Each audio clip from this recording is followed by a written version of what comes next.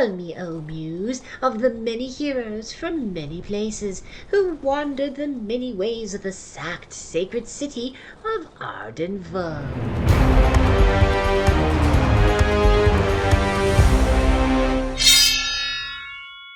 Okay. So That means it's a little treat just for us. this is a little treat for us. I didn't press record until the very end of the session. I'm so sorry. No one heard our secret plotting. This session was so good. This was such a good session too, and I didn't fucking. I didn't do it. I didn't hit record. Oh, you want me to just Yeah, explain what? Yeah, I could do it myself, but then I don't know. I think it'd be better for someone to realize that like this session did actually happen, and I'm not just making it up. Okay. Hello everyone. We apologize for any technical difficulties that we have encountered on this day. Our brave group of adventurers, Heronby, Sister Julia, Eldridge, along with Thrur and Toothbitter and Puddles. I forget. Kona Puddleberry. Puddleberry. Right. We decided to go looking past the arena down into the Setite territory south of the Forum of Set. So we set off from Gosterwick and we teleported and we went through the Beastman area. We went into the Temple of Set. We went down into the Goblin area. We went to the arena and we went to cross the span to the Forum of Set, that rickety rope bridge. But it had been destroyed. And there were a whole bunch of goblins working on building it, and a whole bunch of very angry Vermoney. So we needed to get across. Heronby used a scroll of levitate, grabbed a rope, pulled it across, thus allowing 2 ropes, and we took our time to get across, went down, and as we got through, we then found that there were all sorts of goblins ready for war. They were fighting the Setites. And we came across the triage room. We came across the blue room, which was their command center, and we learned that Killick had taken the goblins to war against the Setites. That's right. And it was at a stalemate because the Setites were up the stairs on either side, and the goblins couldn't push upward because things just kept being hurled down. Flasks of oil, rocks, barrels, what have you. So they were at a standstill.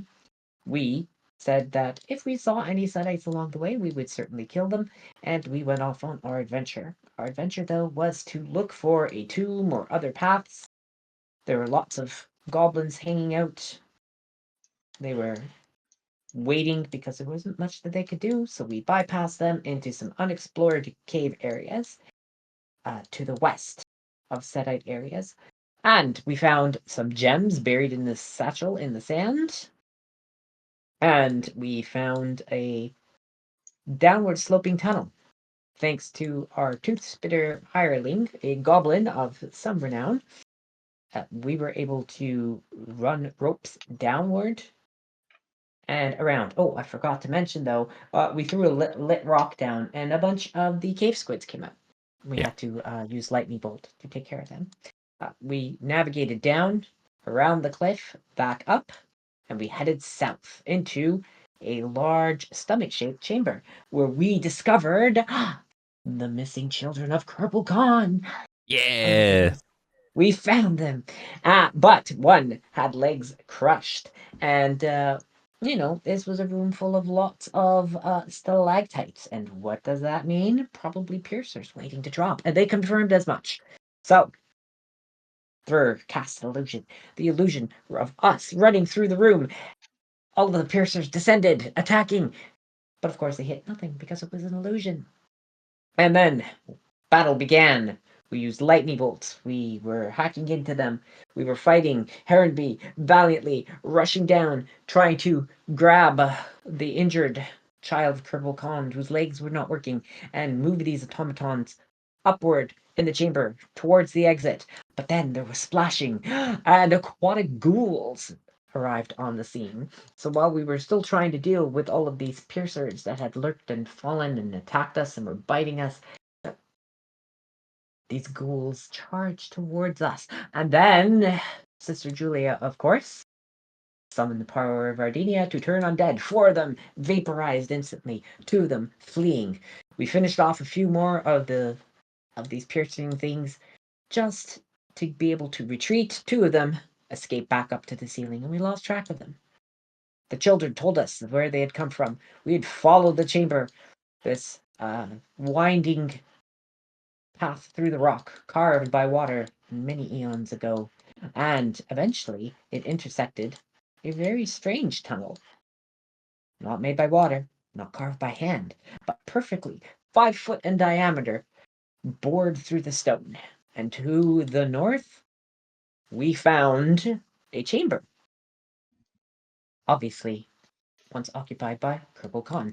And the voice of Kerbal came across through one of his children and thanked us and just asked us to leave the children there because he didn't have time to come out and see us because he was busy with an experiment. And of course, he was trying to cast a fireball and he was forgetting to turn off the microphone for all intents and purposes. And he was having some trouble. So we left Corbel and Cobbin, the 2 missing children, and then we tried to go the other direction of the bored tunnel. It went quite a ways, several torches down, and then we heard troll voices. Sister Julia, realizing that we did not have the troll passport, conferred with Heronby and with Eldridge, and we decided to return. So we made our way back. Low on supplies, we managed to get back to the initial rope system that we had used, but 2 of the ghouls were waiting, and so we had to deal with them, eliminating them because Eldridge was able to hypnotize and stupefy them, and so we simply killed them. And of course, the room was filled with daylight as Julia's magic spear, bright blade, bit deep into the undead flesh. We traversed the ropes. We got back to where we had seen goblins before, but they weren't there. And there was an eerie red light cast about. Oh my goodness. An eerie red light! Could not bode well for goblins. Heronby, using halfling powers of invisibility, went to explore. To the north, in the previously stalemate area, were 3 Setites in their red armor, talking and discussing. The chamber that went down to the south that would lead to our freedom, there was the sound of munching and gnawing on bones. Oh my goodness. Well, we needed a plan. And of course, when we're talking about Vulgarians, our plans usually involve a fireball. So this is exactly what we did. We got ourselves into position. Thur cast fireball up towards the 3 Setites. Of course, they did not die. 1 of them pursued us. 2 of them were doing something else. Potions? We don't really know. And whatever was munching to the south didn't hear us. Of course, they threw oil at us. A flask of oil setting Sister Julia, Heronby, and Thur on fire. Sister Julia and Heronby moved and put themselves out. Thur was trying to continue casting, but Eldridge did a very wonderful thing and hypnotized the Setite guard so that our hireling, our goblin thief, could go up and just execute him. And of course, Thur webbed the area where the other Setites were in order to pin them in place for a while. 1 was able to break free, ran off for assistance. The other was stuck there. Then we proceeded to look south, and as our lantern light lit up, we found 2 ginormous horse-sized caterpillars munching on the bodies of goblins. They were large and green and looked spiked, mutated almost. Very strange. So Thur cast a spell to make it look like a bunch of goblins were running south, and they went south. But we had forgotten in our tiredness, our exhaustion, our deplorable state, that that's the way we wanted to go. We tried to find another plan. As we moved northward through the chambers, we came close to the blue room, but we heard the sound of manacles and talking. Perhaps even some laughter. We knew that the remainder of the goblins had been captured. What does this mean for Killick? We do not know. What does it mean for Wiskenden? We do not know. But for use another illusion to then lure these caterpillars back north where we had been, we moved to the south. Quickly, running. We know that the daylight is running short and we must get past Gosterwick. We make it to the lift. And what do we find? Goats. Yeah. Just goats. Just we goats. take the lift down the short stairs. Return to Gosterwick, where the Seneschal approaches us and says, we must do something about this amber-colored ghoul that keeps showing up, saying, mine, mine, mine, and they keep dispatching it, and it keeps returning, sometimes several times a night. So it is up to the Vulgarians to deal with this thing and set it right, because it is becoming tiresome, this curse, and it must be dealt with. And thus, friends, is our adventure. Oh my god. You did it, Lauren. Your memory recall is so damn sharp. Oh my god. That's my job. Well, if your memory recall was a weapon, it would crit on a 19 or 20. You're very keen. Super good. Thank you. Well, thank you. Hopefully this fills the gap, dear viewer, and you are able to keep up to date on our shenanigans. Yeah, 1,000 pardons for my sloppy production. All right, thank you. Record. I'm hitting record already right now. Okay. So yeah, this you doesn't didn't happen. upload the. You can. I know. Well, I don't. My apology is I append to the next full session as a. So I don't want to give people 15 minutes or whatever. So let me BRB in 30 seconds before you start. Sorry. Okay. Let's get started. I think. Thanks for everyone's patience again. Let's make sure we spread the communications around. Right? Get everyone's input when needed. I don't want people feeling like they're left out. And then the other thing is, of course, we are adults playing a game, and obviously, like your vibes matter more than rules. So like if we get into like disagreements and stuff like that, let's just make sure we remember we're fucking just random people choosing to play a game together. So this isn't a job. No one's getting paid for this shit. Like we're here for fun. So let's just treat everybody respectfully. And I'm sure, disagreements will arise. That's just part of the game, part and parcel. It's how we handle them is what makes us better. Okay. With that out of the way. This is a non-smoking flight. Welcome to Expedition 107 of the Arden Vulgaris campaign. It is the 26th of Masporios. It is Task Day. Who do we have playing today?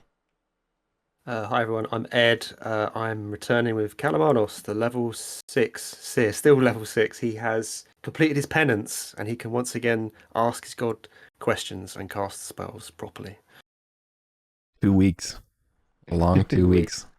Without the voice of Trebulba in your ear. Watch him immediately fail his first roll. Yeah.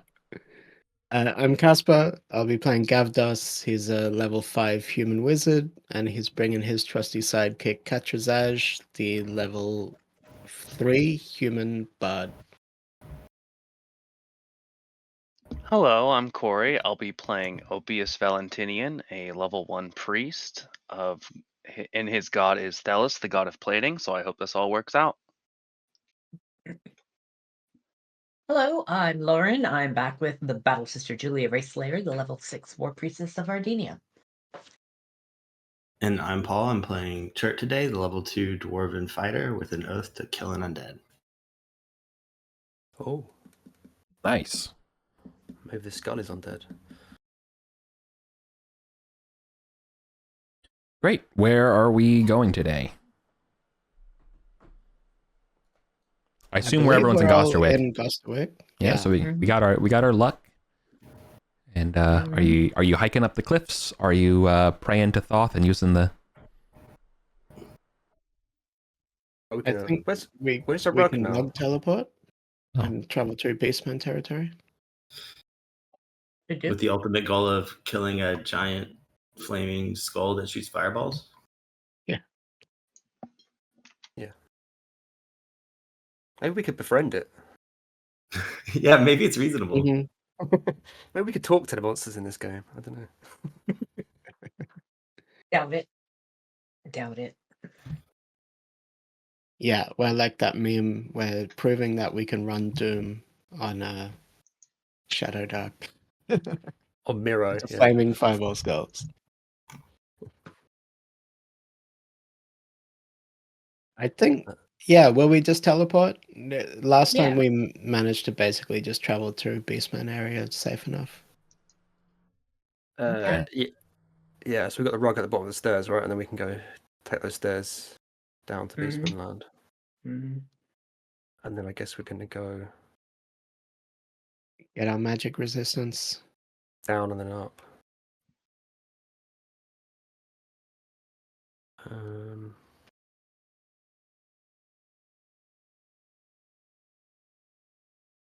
Yeah.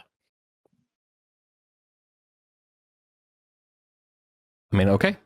So we're going to the rug? Yeah. Does anybody not have a healing potion they want to spend party funds on? That might be smart for myself, I guess. It's 300, is it, Eric? Correct. All right, I'll mark that off. I'm getting one for Cat as well. Do we have a thief with us? I'm sorry, I might have missed that. No thief. Nope. Do you want me to bring the lock? Do you want Chert to bring the lock picks? Yes, please. He's got that dex. Okay. Please. Does Chert have a healing potion? Mm-hmm. All right, nice.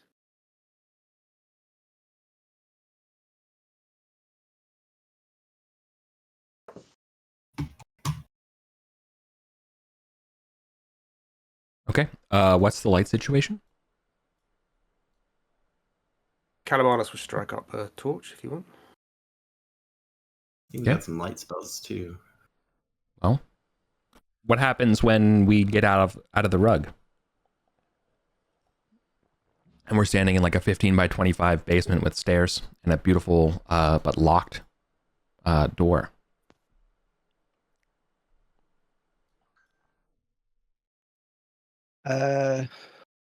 Gavdos will do it. Gavdos walks up, sees the lovely carving of his beautiful dead wife, caresses it, says, "The fairest one," and the door clicks open. Boom. All right, now you're standing in a 5 foot by 10 foot wide antechamber with no visible door besides the door you just walked through. And Gavdos says, "Let Thoth illuminate my ignorance." Nice. Okay, and the door will open. Well, the door will reveal itself opening. Mm-hmm. You open it up. You're pass through. Yeah. You're standing in some part of the Thothian halls. It is as quiet as the grave. I like that airlock we've got. It's cool. Yeah. Truly. We going down the stairs toward the Great Hall. Mm-hmm. Okay. It's perfectly fine. You guys carry on. There is a large set of barricades, as mentioned before. Crawling over the barricades and stuff like that. There's no way to really be quiet. Kind of designed for you to be kicking around the rubble as you navigate it. But this is all well known.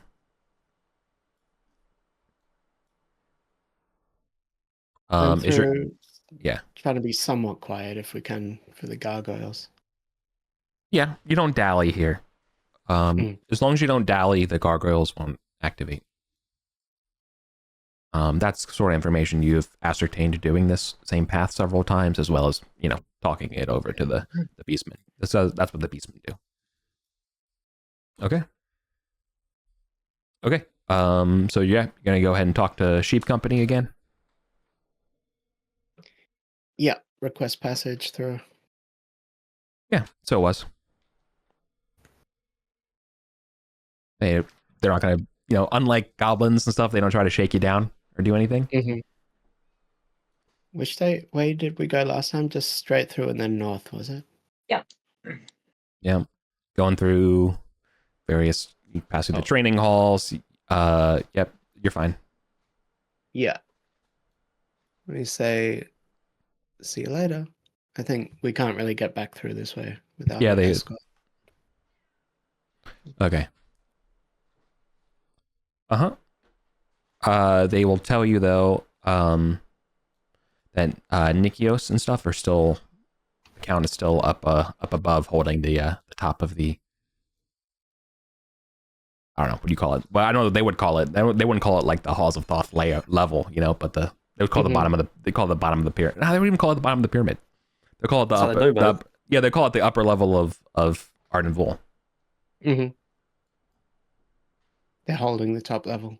Yeah. Okay, I mean, that's good to hear that they're managing to hold it. Yeah. I think you guys are all on board with going and trying to get that magic resistance blessing first, right? Yes. Yeah, sure, wherever that is. I don't know. It's the fire elemental thing up near the Laurel One Eye area. Oh, okay. Yeah, I think that's a good idea. Okay, so we pass through these secret doors. Having done that a few times now, I think we know where all the latches are and stuff. Yeah. Just to get up to this part is 2 torches. One to get up to the Caves of Gog level, and then another one to get up. Sorry, I completely misspoke. It's you're literally already here. I'm looking at Goblin Town. I'm completely way off. You're totally fine. We haven't done any like big level changes yet. Yeah, no, you're totally fine. Okay. Okay. Following this way up past the baboon stairs. Yep, you're totally fine. Is Nikios here, by the way? Yes. I might just mention to him that he's the guy that commands the long range cave patrol or whatever they're called, right? Correct. I might just mention to him that we plan to assault the hag this week if they're still in to join the operation. Interesting. Oh, also I got it mixed up. Scleros is the LRCP guy. Nikios isn't. Okay, well. Yeah. I also want to ask. Maybe he'll add some people into. Yeah. I also want to ask if goblin activity has decreased. Yes, he hasn't seen anything about goblin activity. But he'd be certainly excited about. He also hasn't seen Setites in the recent days. The Setites and the goblins decided to battle. It did not go well for the goblins, unfortunately. And I think the Setites have taken some losses, but are holed up in the form of Set. Thus, you might be quiet for a little while. Enjoy. Well, good. This is good news. The Beastmen will certainly have a debate amongst their leadership of whether or not this is a good time to expand or to consolidate. Oh yeah, I mean we should mention if they do choose a big Setite assault, they should let us know next time because that's our agenda as well. Okay. We'll join in. Ooh. Will they flag us through the portcullis? Yeah. Again, they don't ask you for tools. They don't do anything like that. You guys are tried and true allies with them. You're the saviors of Rex. You know, there's nothing tricksy up their sleeves. These guys are very straightforward. As long as you don't really mess up their mother, and you've been good to keep away from them, they're kind of okay friends.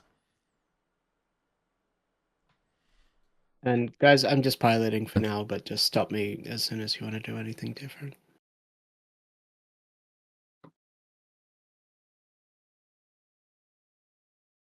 So maybe we can just have a little peek, see if it seems fairly safe over near the statue across the chasm. from what we can see? Yeah, thank you. No, so across the chasm, you can see that scurrying around that baboon statue of Thoth are at least 3 or 4 small shapes with long pink tails, 4 claws, and you hear their hisses and squeaks as they see your light, and they retreat to their fortresses of shadowy alcoves, and you just hear the the high pitched squealing things from their little. Maybe one day when all the factions are defeated, the rats will rise up to claim Arden. The true. Okay. A billion years from now, Arden will be the domain of the rat people. Yeah. Arcanum, Warpstone. I mean. Yeah, exactly. Yeah. Kind of cool idea. Okay. Yeah. We have to get a rat folk or cat folk playable race soon, surely. All right. Yeah, Eric, what's going on? Yeah. Yeah. What is going on? Gavdos wants to get mutated. Okay. If it looks safe from spiders and such, we'll cross the bridge. Okay. And so it was. Yeah. You're surrounded by the sounds of hissing and stuff from the walls here. Mm-hmm. They won't. Your party's obviously too big for this number of rats here, but they're definitely angry at you. Corey, this bit here, there's like a statue with the arm position determines which door opens, and we have, if you look north, we have this little chart noted down. Yeah. Oh. Yeah. So that's through all our experimentations. Okay. We want the middle door or the southern door. Yeah. So how are you going to position the statue?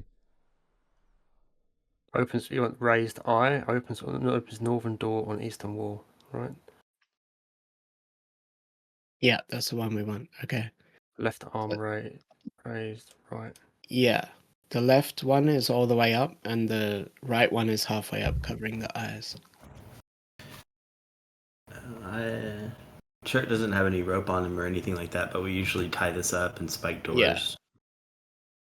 I don't think we're actually planning to go back this way, so not that important. Cool. I would probably point out something on the ground or so. There's some debris, probably like maybe a splintered shield on the ground that has noticeable holes in it. Has a shield got any insignia on it? Oh no, you cannot see the insignia. The problem is that there's almost like a hole burned through it, or something took a big chunk out of the shield. It's like a fragment. So think of already a shield splintered. So think of it in half, and then you don't know where the other one half is, and so you're really kind of looking at a quarter of a shield, and a quarter of that shield is like looks like it was bitten off really easily, or like it's not like a perfect like circle drill, or anything like that. It looks like it's kind of melted. Is that something? That's what I was going to ask, if it looked like maybe PK's laser gun. Is he hunting Dalston's? Is he hunting Dalton's darlings now? He is. Okay. That's the rumor we heard. I almost feel sorry for them. I do have rope and spikes if we do want to keep this door open though. Mm-hmm. As well. Maybe. Yeah. I think we should. Always have. Let's just do it. Okay, so I'm going to use my rope. And how many spikes would it take me to use to?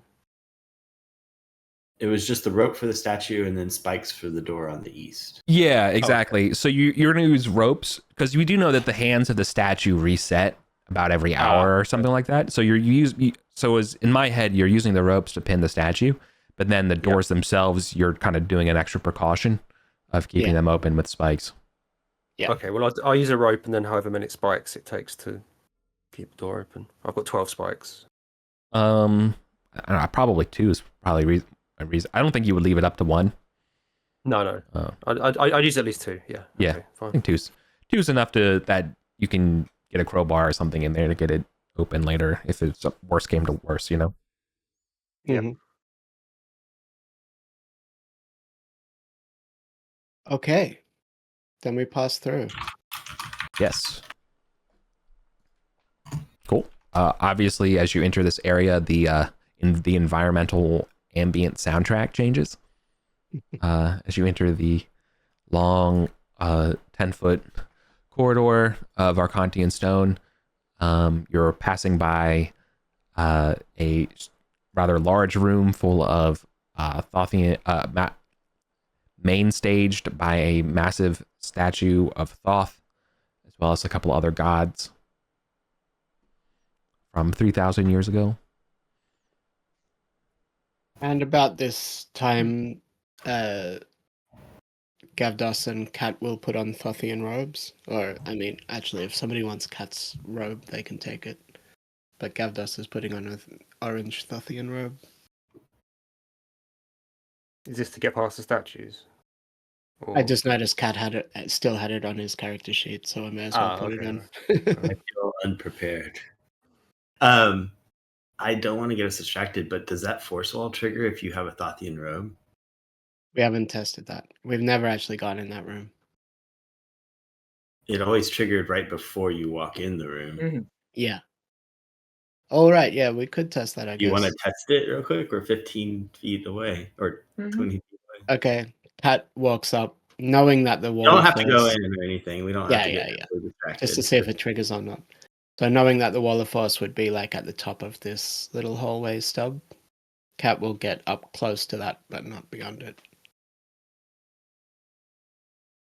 To see if the wall of force goes.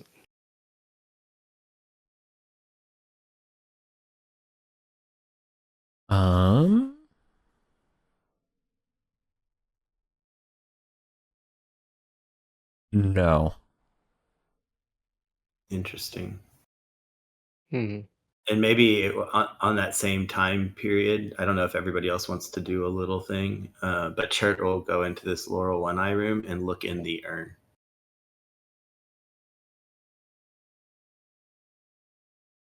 Okay. Chert will look in the urn and see ash. No, that's too bad. Okay. I mean, Lepalopa did open that urn at one point. Yeah. And got infected. Or Mira.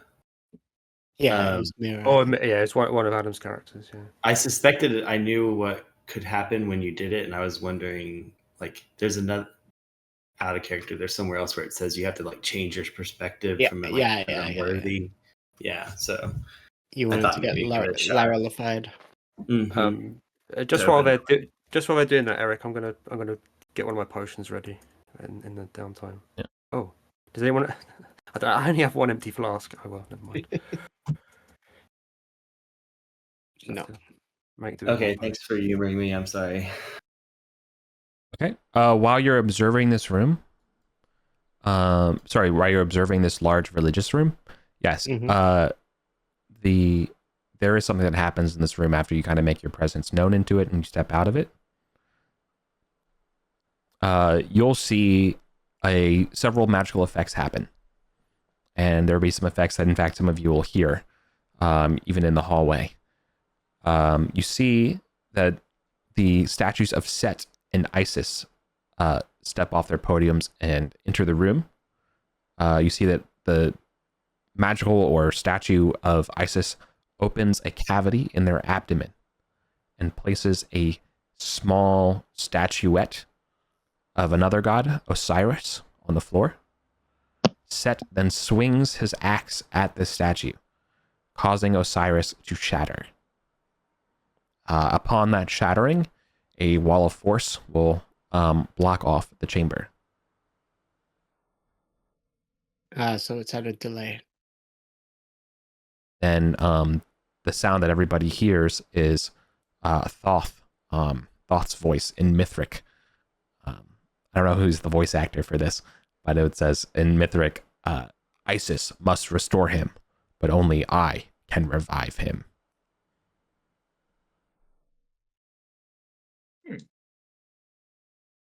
Maybe this is the shattered statue we have. Well, it must be the statue. They've just. I guess this is probably some sort of test, right? You're supposed to the wall of force disappears if you go into the room and solve the. Right, you're like trapped until you figure this out. Until you figure it out. Yeah, and because they smashed it. It says she took a statue out of her stomach and then smashed it on the floor. So you're supposed to do something with the fragments, probably. We have a stone for passing a wall of force if we ever want to use it on that room, but for now, let's continue on. We're going into this room with the big video game floating key, giant key thing. Oh, totally. Okay, you guys are all looking at a 20-foot diameter pit of fire in the center of this room. The walls here, of course, are all muraled with flaking plaster of painted orange. This is very bright. There is a Mithric script on the lip of this fire pit.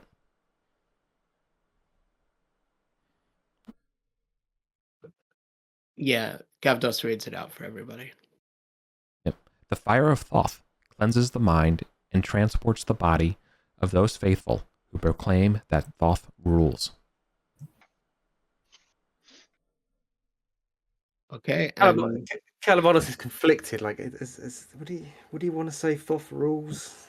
Yeah, totally. Yeah, but he's not his god, right? He's not. Yeah. It's not. But also, it's a pantheistic religion. I don't know. Thoth is one of the old gods. It's not one of the new gods. So Chert will do it. He'll get up there. Thoth rules, and then after he does it, he'll spit like his mouth is unclean. Okay. Once he gets down, back off. But whatever. Right. When you Chert's a dwarf. He worships his Odorim, right? God. So Chert's the first one to do this. Chert's pragmatic. Okay. Yep. You say it and you walk into the fire. Thoth values your love, you hear in your head. Do you wish to be cleansed or to be transported? Cleansed. Very nice. Okay. Guess what, my friend? Your intelligence goes up by 1. So it's a different effect. It's not always the same effect. Do it twice. Tempt the gods. Keep going. He'll get back down. I wonder what happens if you roll poorly. Katrazaj will go next, wearing a robe, and step up on the plinth and say Thoth rules. Okay. Thoth values your love. Do you wish to be cleansed or to be transported? Cleansed.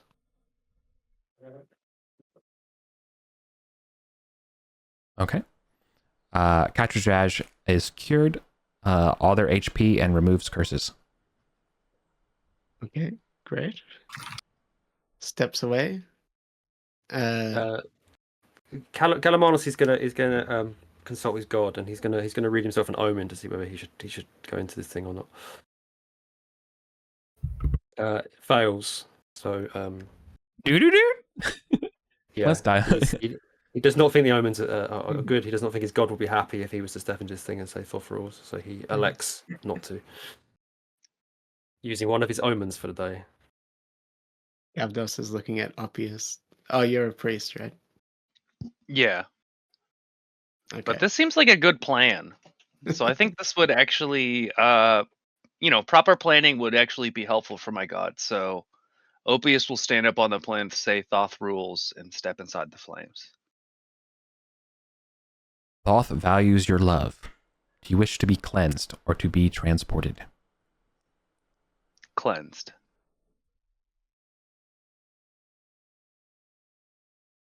Okay. You have been granted magical resistance. Nice. You're up.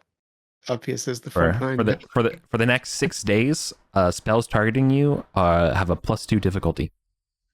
That includes allied spells, though. Oh, okay, cool. Oh no! I have a healing potion for myself. Always a catch. Yeah. Uh-oh. Thoth doesn't give with both hands. Yeah. Is the key still floating in the fire or no? Yeah, that's for being transported. Shouldn't do that. Don't touch that. Also, the T word. As a campaign, Opius, as a priest, I'll also give you this divine insight because this is sort of like a magical ritual kind of situation. A character can only benefit from the cleansing once in their life. Yes, I figured that. Okay. Yeah. Gavdos gets a magical read of all the game mechanics that just got enunciated. And he turns to leave the room. He needs to save this for the alchemy wizard fight. If it's once in your life. Yeah. Anyone else doing it? Nope. All right. We'll add this to the new character onboarding. Got to stop by here. Get your once in a lifetime out. It's part of the merit badge system. Yeah, that's it. There's also a wacky fountain in room 4 if anyone wants to go drink that. Yeah. Oh, and it's not that you're being hunted by like an invisible entity or anything like that, but like, could you just go ahead and please put yourself in marching order, like physically? Like, don't read that super into it when I ask that, but like that would just be cool. Mm-hmm. We got to change our names. Just solo key things, you know.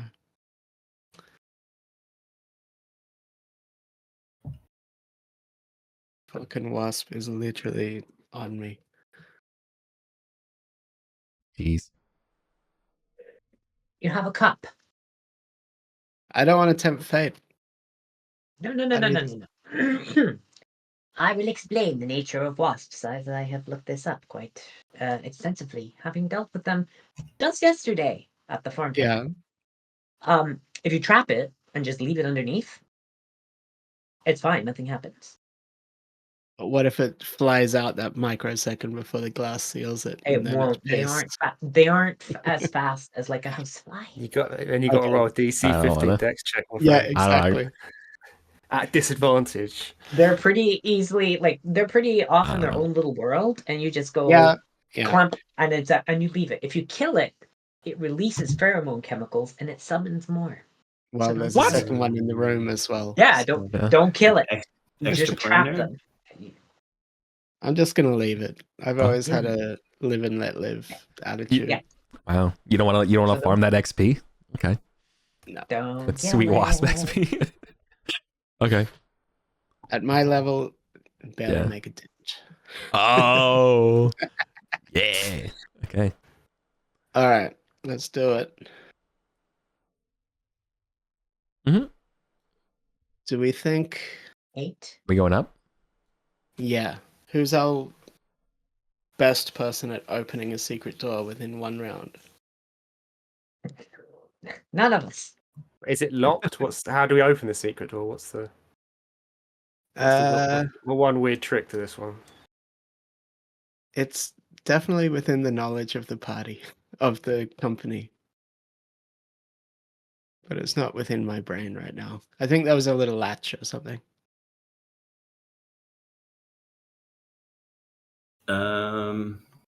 We could go the long way. Through the catacombs and up the stairs to the Well of Light. That's a really long way. Oh my gosh, I forgot about this door. I'm sorry. I was like, oh yeah, we could just go right up these stairs. That's what I thought. Yeah, I forgot there was a secret door. So we've got written on the map there's a 1 round delay before the statues try to kill you. These are Thothian statues, right? And you're wearing Thothian robes. Correct. You can go figure it out. Open the door and then we run through. Yeah. So you can see if they react to you if you step into the room. Mm-hmm. Okay, well, Catrasage is taking their robe off, saying, "Okay, that sounds like a great plan. Who wants the robe?" Turtle do it. Yeah. John, oh my god. Keep in mind it's going to be really long robe on him, but yeah, you tie it around the waist. This is like a little bit of a level of granularity that you're gonna have to bear with me here, but I want to just kind of introduce this part. You are climbing 125 feet of stairs. Now, normally that doesn't take a full torch, but just go ahead and just half your torch timer for it. Okay. Half torch time. Okay, I'll reduce my torch time by half. Yeah. In general, it's kind of a new policy, so it's a reminder as well when we say like, "Hey, we're going to take our time to do something." Mark your torch timer off by 10 minutes. Mm-hmm. So we're going to keep track of lights a little bit more like a dungeon turn, than just. If that's going to take half an hour, then I'm going to have to light a new torch really, because I've already got half hour left on my torch anyway. Okay. So I've restarted. I've lit a new torch. Well, yeah. Chert could light a torch too, I suppose. Because he's going to have to take it with the robes into the room away from the group. So the group should have light and he'll have light. Unless you want me to cast light on something.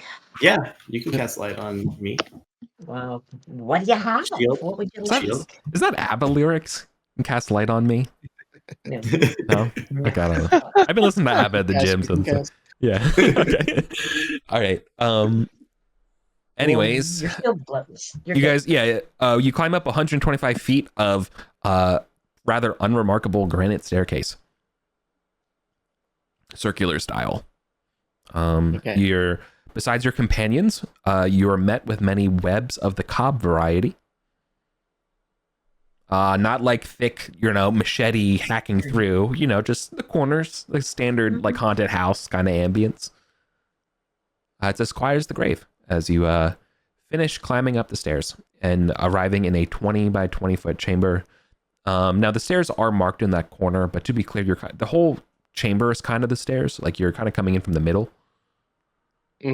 sort of like the basement going down. If kind of energy, but it doesn't tactically change anything. I kind of regret bringing it up. Okay.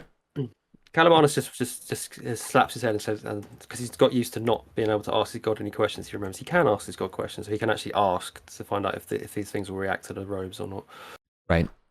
You are looking at two statues ahead of you. They are standing facing each other in very I'm so sorry to all you British people.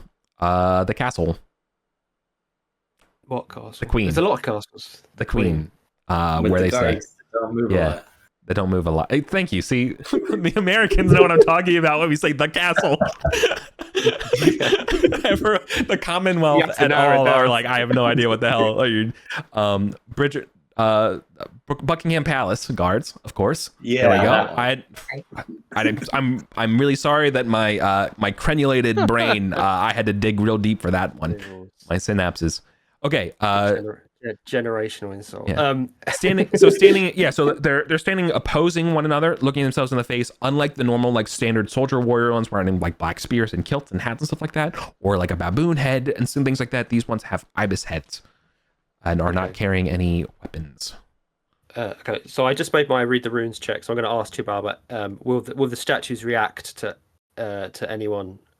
Will the statues react with hostility to anyone wearing robes of Thothian priests? Will they react to anyone wearing the robes of Thothian priests? Yeah, negative, with hostility. Yes. Okay. Do we have any Thothian holy symbols outside of these robes? No. The eyes of these ibis-headed statues have beautiful, large sapphires in them. Oh. Just saying. I want to point that out. We need the aren't there some sapphire eyes? Yeah. Whoops, this isn't gonna work. Church going into the room and Kalman's like, oh, no. I would like to clarify that real quick, and this will be the only time I clarify it, and just for everyone's records. The eyes of these statues are very much sapphires. They're not in the shape of eyes as though the Sorcian keys on their eyes are. Mm-hmm. These look like faceted gems rather than literal eyeballs. Oh, these are the ones that go boom. I will take pity and cast magic circle in that room where the statues are. Chat, you still have to be brave and go and open the secret door. Do you consent? What's the magic circle do? So I'm going to put it in the room that the statues are in. When you're in that room, the creature type I mentioned, which will be statues, cannot target us or target anyone. Oh wow. Sure. But like if they breathe a cloud of poison gas or something unknown, then you're fucked. So that's why I'm asking your consent first. The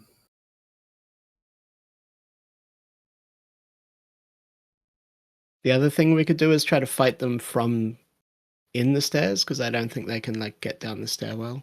Just try to pop out and shoot spells at them and stuff. Yeah, I don't think we're going to be able to do that. It's going to be hard to change on these. Yeah. There was another tactical decision. I'm sorry to interrupt you and interject, but there is something. But at this point, this is what I do. There is an important tactical detail for you. Where the secret door is located on the map, there is a you can see that area behind the statue is a mural of a baboon, almost like a large fresco. You've seen a similar one before, but it's currently has a do not access slimes. Don't open slimes inside. So it's pushing the eyeballs, I think, right? Mm-hmm. Yeah, I mean, does Gavdos not have invisibility as a spell? No.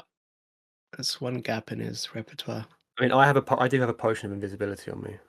You know what? Chirk got a potion of invisibility during his downtime. Maybe this is it. He'll just use that. Chirk will use the potion of invisibility and go figure out the secret door based on the knowledge that we have as a company, pushing the eyes of the painting. They probably have true sight. I'm dead. Push the eyes. Hold on. Okay, so let's for the sake of everything, let's go to like initiative order, but rather than rolling initiative, you all can just pick who wants to go right now, and we just kind of can do that because you guys are working with the leeway of one round before these things will activate. Yeah.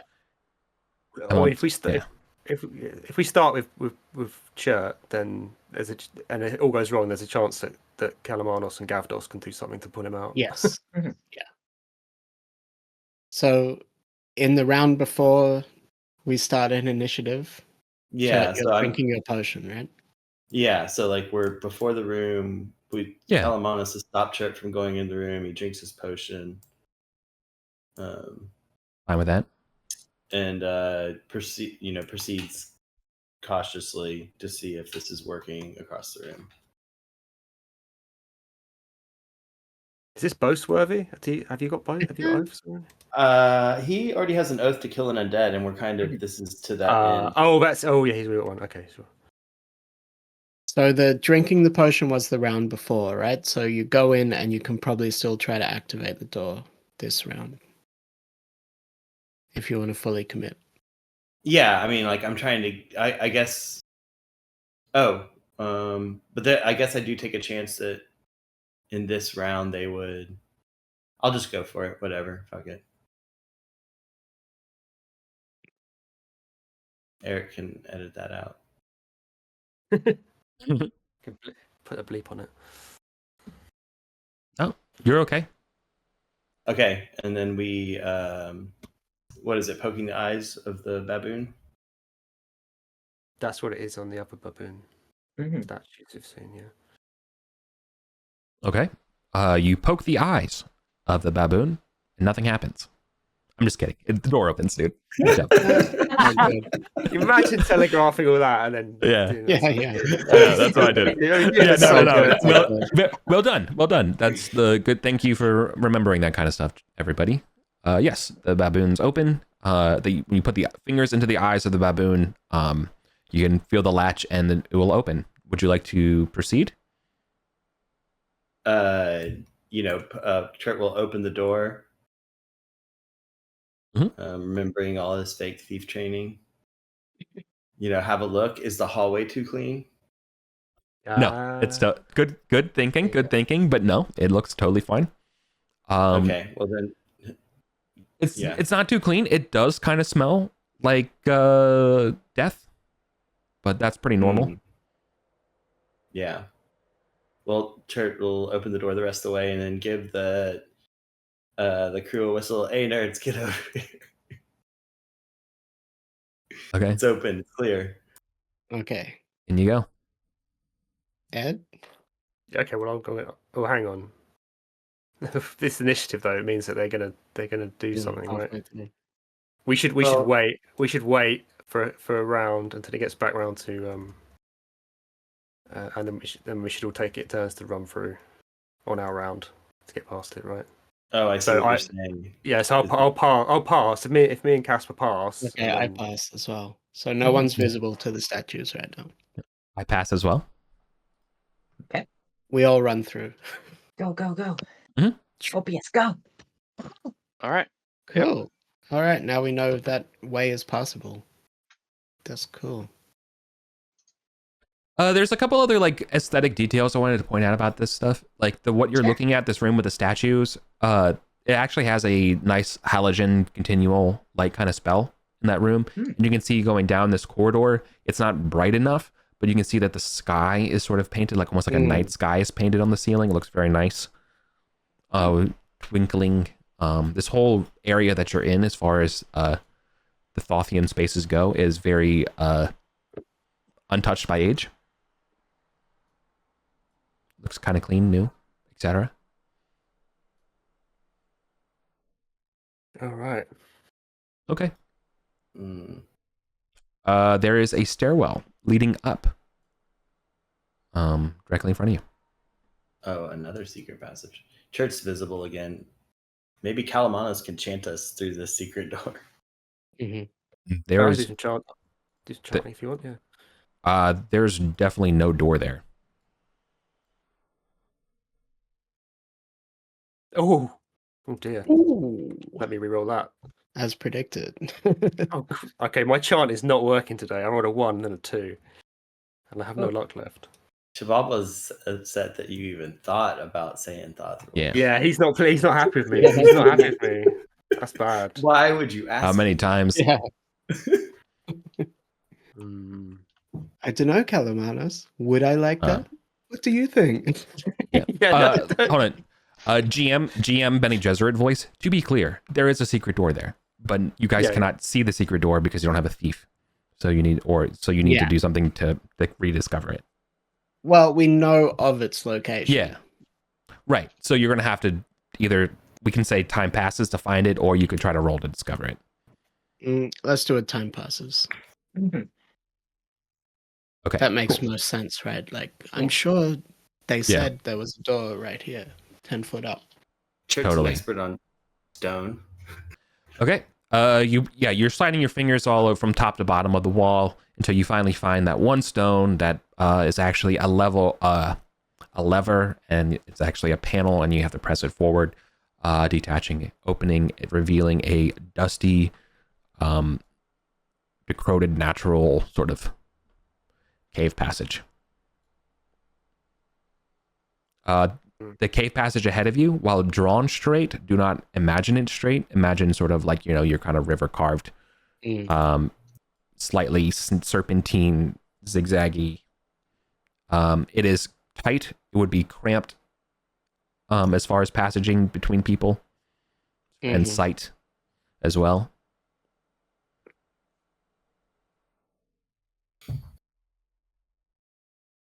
Oh, I'm shitting myself. This is the scary bit. we don't have any luck. Do we have any luck? Do we have any more luck dispensers in the party? Just before we do this. What do you need? I need some luck. I just had to use it to stop myself getting in trouble. Sister Julie's like, so who did you say your god is again? Maybe bless change. Kalamanos is quite a neutral kind of guy. Maybe it's time for a... There you go. You have your luck. Thank you, Sister Julia. Oh, now Chivalba real mad. Okay, so mission briefing. Me, Gavdos, and Sister Julia are going to approach the dogleg down here. If Sister Julia's spear glows, she is getting the protection from energy fire cast on her. If it does not glow, I'm casting it on myself. Then it's a 1v1 on the fireball. Somebody's going to step out, either win or lose initiative, potentially eat a fireball. If it's Gavdos, I'm going to try to hold monster. If it's Sister Julia, you're going to try to... Which one is it? Lay to rest if it's undead. Lay to rest. It's demonic, then it is rebuke unholy. Okay. And then I guess the rest of us should just rush in and try to fight it the following round, if it's still alive. Yeah, I mean, Kalamanos will be a bit further back down the passage, I suppose. And then Kat has a blink potion. They're on body retrieval, so they're going to stay a little bit further back.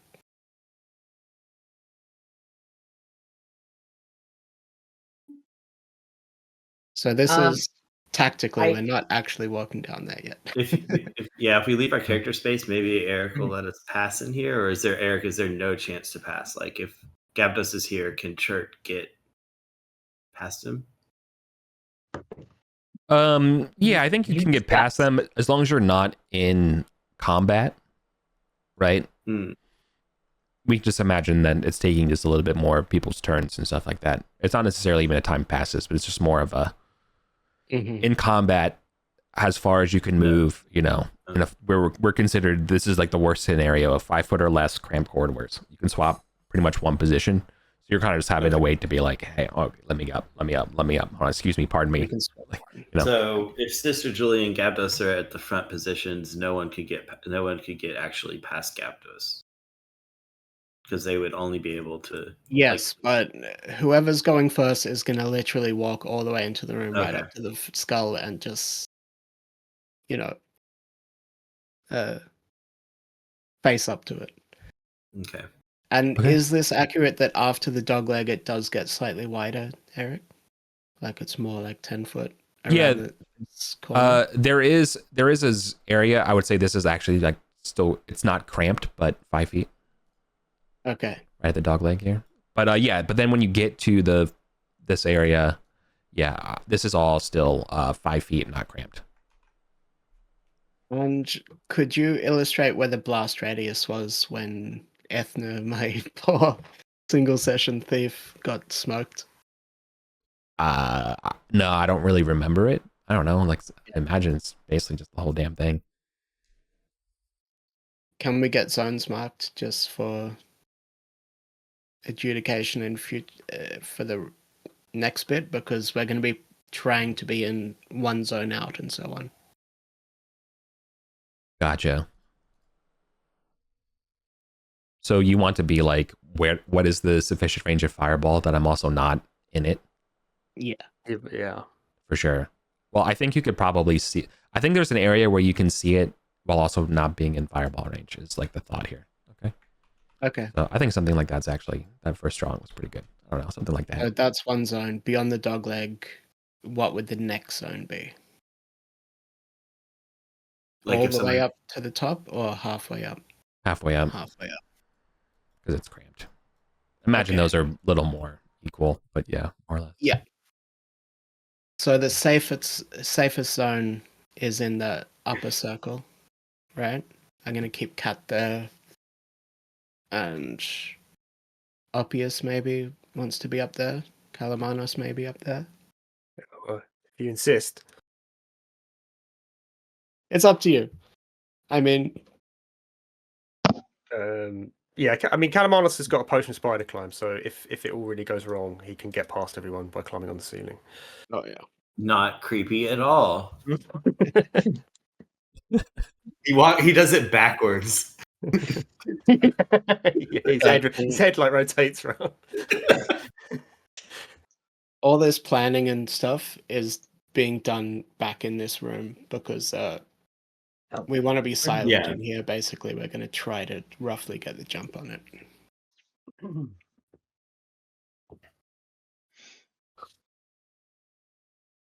Jesus.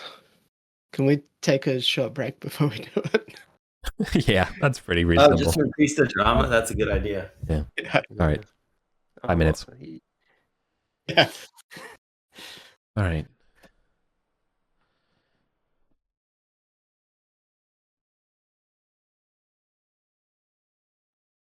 Okay, gang. What is the plan? Schman. Man. Yeah. Yeah. Sister Julia walks up to the corridor. Obvious, you're so far away. And starts walking down. Hanging out in the dark. You go first. Okay. Yep. I go first, and I get up to the next zone. Yeah. And I look at my spear. Oh yeah, lights up. Oh, you're all right. We'll use a holy water on himself too, right before all this goes down. Okay, let's get everything exactly right. Spell checks +7. Protection from energy, level 3. Oh, hold on. I'm really sorry. It does not light up. Oh, the opposite. All right, Gavdos. All right. I'm so retcon. I was like, yeah, it has to be. It's literally a skull, and then I read the very bottom line of the monster description. So forgive me. You would think we should put that like in the fucking title, or type or something, but no. Okay, sorry about that. So yeah, feel free to switch around and retcon as you need. Oh, that's fun. All right. The holy water goes back in the. Don't go too far. She's holy water. This one too. You're just wringing out your beard. It's like it's the katana meme, and but it's holy water. No, it's too late. He's like standing there. Okay. Gavdos gives a meaningful look into Sister Julia's eyes, which translates to, "You're rushing in right after me, right?" Right. Be right Are you gonna make are you making eye contact with this thing, Gabdos, when you make visual contact with this thing, or no. are you holding off behind the? I'm casting a spell first before I go in. Okay. Which succeeds. Thank fuck. Protection from evil, from energy. Sorry, fire. Protection from energy, fire. I typed that wrong. Evil fire. Well, it is evil fire if it kills us. Yeah. And just to get it out of the way now, protection from energy is immunity to that damage. Yes. It's not 50%. Correct. Okay. Giving one last meaningful look. Gavdos walks around the corner. Okay. When you look around the corner, you see that there are old, mangled bodies, mutilated. One of them is wearing an orange tinted chainmail and rests aside 2 chests that are clearly like ornate, and they're stacked on top of each other, that are ornate, and resting atop those 2 sets of chests is a ruined skull that when it sees you will begin to clatter and talk in a language that you do not understand. Yes. And Gavdos will immediately cast Hold Monster at it. Or attempt to do that. Do you want us to try and say anything to it as well? No. I can't even understand what it's saying, so I can't answer You can't understand what it's saying, but the language is definitely not alien, like you've heard these sounds before. It's something involving the like the priest of Thoth, the priesthoods of Thoth. Oh, it's a priestly language. Yeah. Then Gavdos will say, not excluding him from casting a spell this round or anything. No, it's right? no. Yeah, you can have a conversation and cast a spell in a round. But he will say, what's our favorite one? I'm going to use the one on the door. That's on the door next to Thoth like comprehension or Thoth wisdom. Let Thoth illuminate my ignorance. Okay. And then you cast a spell? Yeah.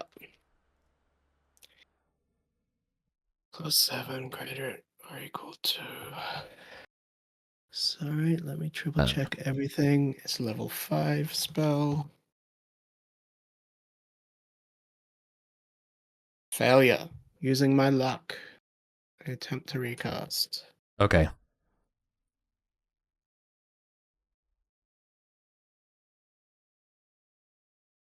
Fingers crossed emoji. Very important.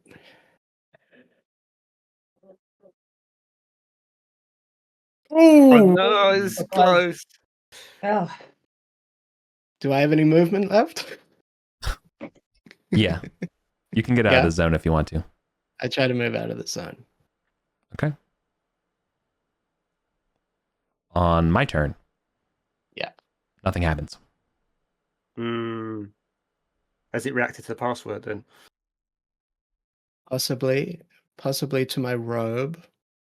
Possibly it only attacks in that zone. Okay. Are we in initiative here, or can we? We are in initiative. Let's stay in initiative. So it's gone Eric, back. you passed, right? Correct. Okay. Julia, hold on. You're up. Yeah, no, you're good. You're good. So it's back to Corey first. Yep. Oh yeah, Corey. Opius will just basically just be back behind there, just peeking his head around, just like, what's going on? Everything okay? I don't know. Yeah. Working on it. And then he'll back up so he can give room for people to flee if they need to. Smart.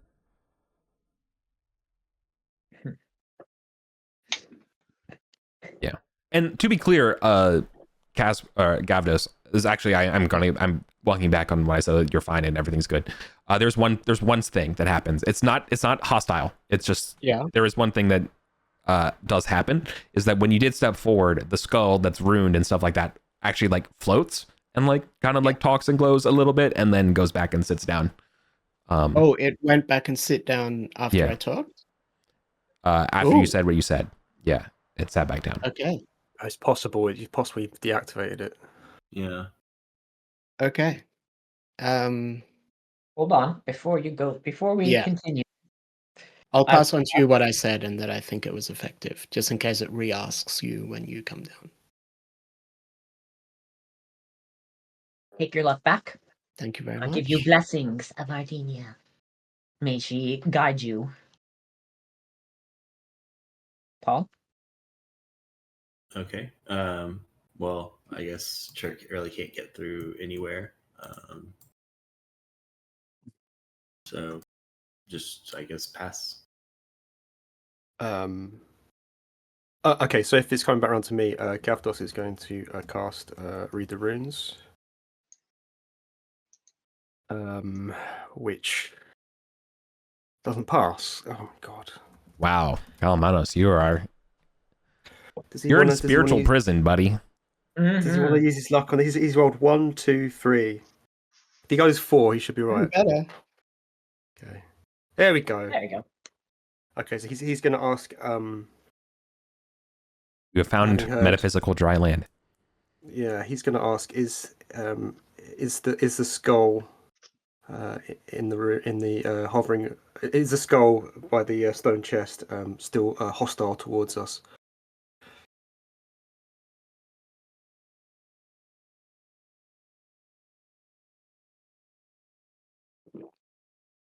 Yes and no. Okay, so maybe it's not hostile towards Gavdos, but it's hostile. Yeah, so maybe we need to say the password to it. Yeah. Go forward. I would definitely do it as Chirp, but I can't get through 2 people in 1 round. Yeah. So we. And so back to Gavdos. Clear to go back in the room, then people can start to make it in. I'm gonna go and try to grab the orange chainmail figure just whilst we work out what to do. Totally. So I go in looking for signs of it stirring. Nothing. You can drag the body out. Yeah, I drag the body back out and we search it. Okay. Now there is damaged chainmail. That definitely reads as magical. That's the orange-looking one, right? Correct. That's the orange chainmail on it. In addition, there is 2 potions. Sorry, there are 2 potions. One of them is a sky blue, and the other one is a light purple. Oh, I think we know what purple Lavender. is. Okay. Any other? Did you? Not on that body, no. There should be another body in there. Yeah. I can go and get the other one if you guys want. To skip your rounds. Do you have anything you want to do this round? I would like to get my luck back from someone if possible. Well, Chert and I will switch places. Shimmy, shimmy, shimmy. On my turn, I will cast another blessing. Put the holy oil, make the little symbol. The gods watch over us, Kalamanos. No! Maybe they don't. God, Gang. Kalamanos is good. There we go. Goes back to the I don't mana. know. Kalamanos is thinking maybe he needs to get back to the mana. This is Totally. There's metaphysical stuff going on that's beyond his comprehension. The vibes are off. The vibes are the Vibes are rancid. very off here, Kalamanos, but we shall prevail all the same. All right, the luck and the bless works. Okay, good. Mm-hmm. And then on my turn, I'm gonna read an omen for Sister Julia. Yeah, and Chert on his turn will. You said there was one more body in there. You better use that luck again. No, I don't need to use luck for reading omens. I don't. It doesn't. Okay. Yeah. I just lose. We've only got one more. After Sister Julia, Chert. Was there one more body in there? You said. Yeah. Yeah, Chert can get past Gavdos and do the let Thoth illuminate my ignorance, and with he has the robe on still. So pretty much the same situation as Gavdos, and then get the other body, I suppose, bring it back. Yeah. What was the skull? Sorry, I was just typing up what about the chainmail. Give me what? Can you please repeat yourself, Paul? Yeah. So basically, Chert, dressed in the robe still from previously, recovers the last body, saying the skull will fly up and begin chattering in the language of the priests of Thoth. Yeah, and Chert will repeat what Goptus did. Cool. Okay. And the skull will then rest back on the stone chests. Okay. And then he'll pick up the other body. Second body. And we can stop crowding the hallway a bit if people want to come through, maybe. Or we don't know if it's just a passphrase. I guess it's the passphrase, this one, right? We don't really know it for sure. Okay. Right, you might need the robe and the passphrase. Let's search this body first anyway. Yeah. And then we'll search the other body. I think our priests could probably reverse engineer maybe what they're trying to say if they know Mithric and our priests. I know Mithric and Celestial. Then Sister Julia, you could probably make some sort of test to rock the question, right? Yeah, sometimes you don't need to know the language to necessarily understand the gist of what they're asking. What should I roll? What should I do? Probably let's do a hard wisdom test. Hard wisdom test? Yeah, to see how much you're able to uncover here. 16. No, that's good. That's real good. Yeah. So based on what the way the skull is talking, it's posing a query, and based on what they're trying to say, it sounds like it's asking something along the lines of a who, who is something, and you're like, I don't, you can't, you don't know the whole question, but you're definitely it's asking for a person or a thing, who. Yeah.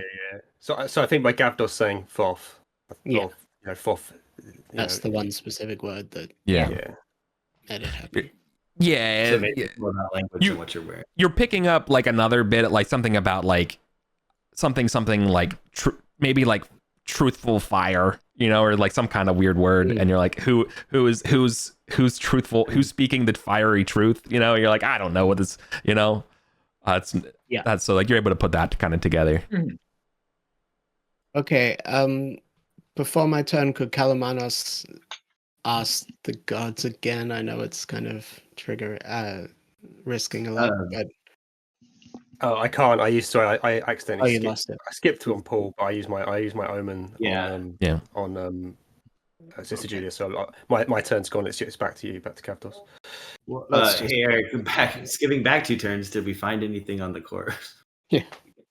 Yeah, the second body looks to be like more of like maybe like a thiefy type companion based on the leathers and stuff that they're wearing. Furthermore, on the body, besides a set of usable leather armor, masterwork leather armor, there is a coin pouch, and using your coin star vision, it has 45 gold pieces and 55 silver pieces. This is normal modern currency. So there is still a usable short sword, smithed from the smiths in Gosterwick, and a silver Sortian eye. Okay. Another pouch. Sure, pick up that eye in the. Yeah. Excuse me. Kavdos. See, I need to know if it's gonna get pissed off if I try to touch the chests, which seems like what it's actually guarding.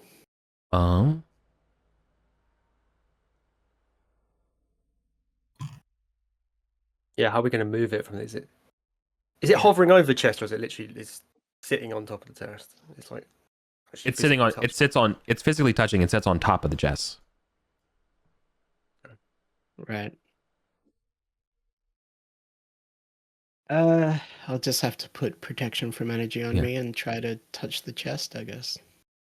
Do we think casting like a dispel magic on this thing would just stop it? If it's not undead, right? It must be like a magic animated. Yeah. I don't know if we can do that in this game. I guess otherwise we'd be doing it on every animated construct. Ideally, I would think that would work if you cast dispel magic on it. And then Eric dispels magic on everything inside of it. Yeah. That's the only other problem. Yeah, can you is it area target, or can you target on it's a single magical effect. Okay. So Eric, what is Gavdos's high level magician read of this skull? Is it a magical sentry, or is it a living being?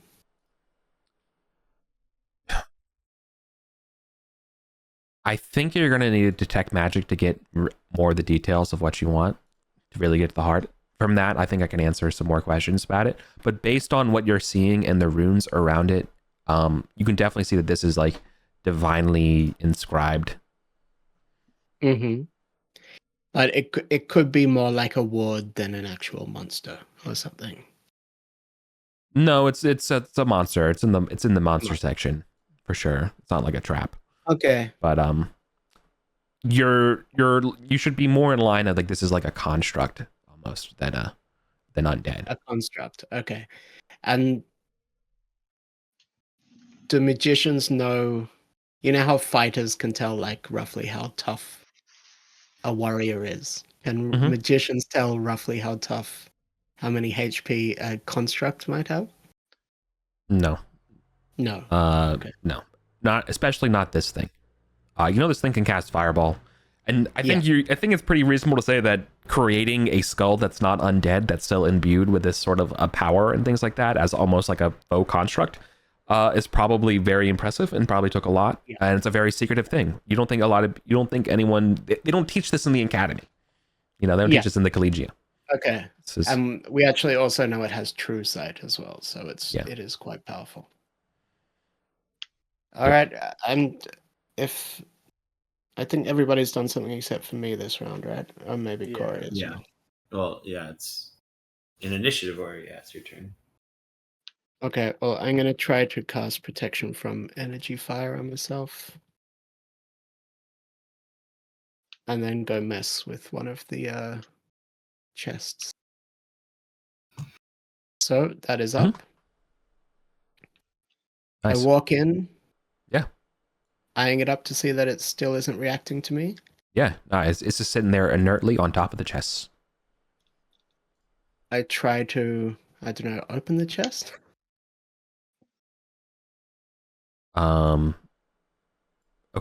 You'll go for the top chest with the skull on it, and you'll try to fashion it open, and you'll hear a click as it's locked. Okay, but the skull didn't react. Right. Chat, come in here. And just Gavdos does the usual kind of wizard inspection. Is it a magic lock? Is there a magic trap? And things like that. Besides the skull.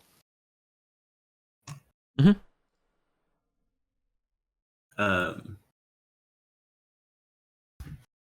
Corey. I don't think you're able to get a sufficient read. The magic of the spell, the magic of the skull is pretty strong. Okay. You'll have to move the skull. Yeah, I've already cast this round, but I might do that detect magic next round.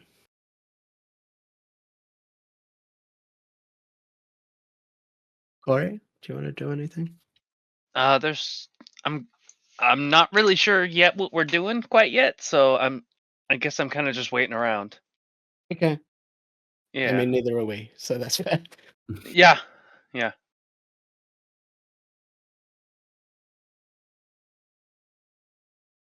I'm going to guard the rear, so I'll be with Cat, and I will guard the passage just in case we get anything coming for us.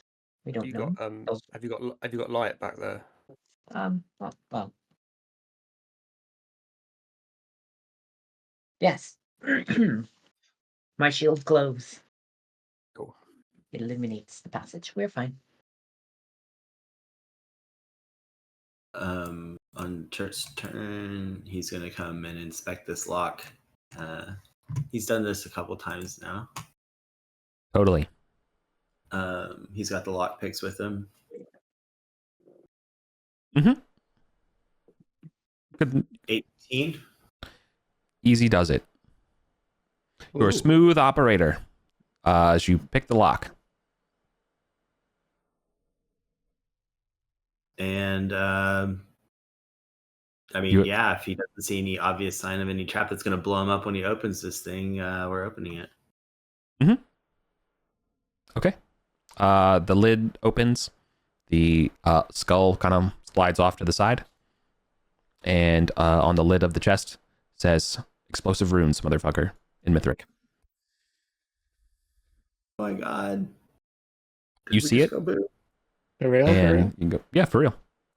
I mean, it doesn't say motherfucker, but it does say explosive runes. Why is you could have waited a turn to let him detect magic, but you opened it. Okay. So you two will take damage. Is it fire damage? It's fire damage. I'm fine. So sorry, you Chad. are dead. I knew I should have taken immunity to fire. Take 24 points of fire damage. Oof. You could theoretically take it. God. You get any sort of save against that? I'll save you, Chad. Not the person who opens and looks at it does not get a save. But everyone else around would get a save for damage. But Gavdos, you're immune to the fire. To everyone else, there's a loud boom. Fuck. I'm like, why is Gavdos casting fireballs? Chert, what's your con? Not much. 8. Okay. Chert, are you holding a torch or a lantern? No, he's got a light. Light spell. Nice. Okay. Okay. Well, Chert just did that. It would be Ed's turn. Okay, so my My torch has gone out, but you said that there's light. The light is on Chert's shield, right? So there's light in this room anyway. Yeah. Okay, so I'm gonna. I guess I'll come in and I'm gonna use my. I'm gonna I'm gonna come in and I assume this thing is gonna talk at me and I'm gonna say. Rising from the floor, untouched, is a runed flying skull that begins to chant in some language you don't understand. I'm going to say, let Thoth illuminate my ignorance. Yep. And just falls to the ground. Okay, cool. And then I'm gonna see what's happening and just tut. Chert. You see, Gavdos is like ears are ringing, but like it's totally fine, like immaculate, not even like smoke or anything on you, right? From the spells, you just see like instead he's just like. In fact, you probably think the light is not Chert's spell; it's probably like the protective runes off his that are like cooling down, that are like giving off that sort of radiating, force heat, like an egg of glowing runes around. Exactly. Right. But no, then you see Chert's blinking light spell like from his body that's all smells like charred dwarf. And in front of you though is like not like a glowing set of treasure, but there is certainly a radiant or resplendent amount of silver pennies that are of the ancient variety in that chest. So I see Chert's body, I see the chest, I ignore Chert's body and go into the chest. You can if you want. I have a potion. I go over this. Oh, you've got a potion, have you? Well, I was going to give him. Chert's got a potion on him. Yeah. I was going to give it. I was going to use my potion, but all it does is stabilize, so we'd have to use a potion anyway. No, you grab the treasure and drag it. You're going to go before me, aren't we? Okay, yeah. So Calamanus is going to take a look at this. Take a look at this. It's so funny though. Yeah. You're like, Chert, are you okay? Ooh, silver. Ancient silver. Do you Coinstar vision it? Good job, Chert. Yeah. Sure. It's like every adventurer in the entire world is like a master at that. How many gumballs are in the when it comes to coins, dude? You reckon there's at least 500 ancient silver pennies in this thing? Okay, cool. Is there anything else in here, or is it just the pennies? Well, that's the first chest. Oh, there's no. Okay, there's another chest. Okay. The second chest looks completely untouched. I'm gonna. Can I cast a spell this round as well, or? Yeah, sure. All you did was come in here and look at a chest and see Chert on the ground. Chert's not doing great, by the way. Chert looks pretty dire. I'm gonna say that naturally. I'm confident that Casper is. Hold on. Now, Chert, you're level 2, right? Yeah. Cool. What was your max HP? 12. 12. What's your con? And your con's 8. Or con's 8? Yeah. It's still the same round. All right. It's still the same round.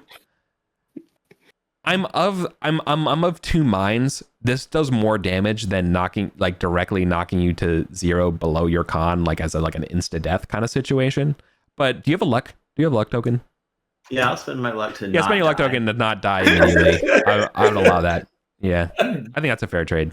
But you're also not doing great at all. You're definitely going to need. Yeah. Okay. Magical healing. For sure. The reason why Chert really hates undead is because I rolled a really low con. You just really don't want to get hit by wraiths. I respect that. I respect that a lot. But yeah, unfortunately, that was so much damage that I think you have to spend a luck token. I think to have a normal chance. Is there any chance that the skull also took that damage and Chert got his oath?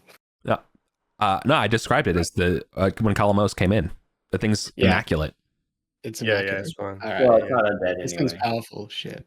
Okay, I'm gonna cast a spell. I'm gonna read the runes. I'm gonna ask: Is the other chest trapped? I can answer that one for you. Is that enough? 12? Yeah, 12's enough. Yeah, that's what I okay. need. Yes. Sorry. The other chest is trapped. Okay, there you go. That's the end of my turn. Sorry, Gavdos. Okay. I'm just going to check my focus, and then I'm going to give Chert a potion. Calamanus is like, hurry up, Gavdos. Chert needs to open this next chest. Yeah, exactly. So feeding Chert a potion, 3 HP. Nice. And then enduring wound, please, Chert. DC 12. Yeah, you're not out of the woods there. I died from a heart attack on one of these and ones. this is a That's con true. roll? Is that right? DC 12 con, yeah. Oh yeah. Oh, yeah, oh my Get God. out of here. Healing Does potion. he get a bonus HP back for that? No, absolutely not. I don't Nice. even know Good what job. that is, but I feel good about it. All right. All right. You just Well, wake up. What Hurry up, happened? Chert. Yeah. No. Wait around Miraculously. and I'll try to dispel the trap. He's left with a scar. Yeah. Nice. Cool. Cool scars. Cool scar. Yeah. Anything else, Captos? No, that's me. Skull doesn't do anything. So pass. So I think we know how to get in here. If you want to come in, Corey. It's also kind of dangerous in here. Yeah, let's still. I'll stay out of.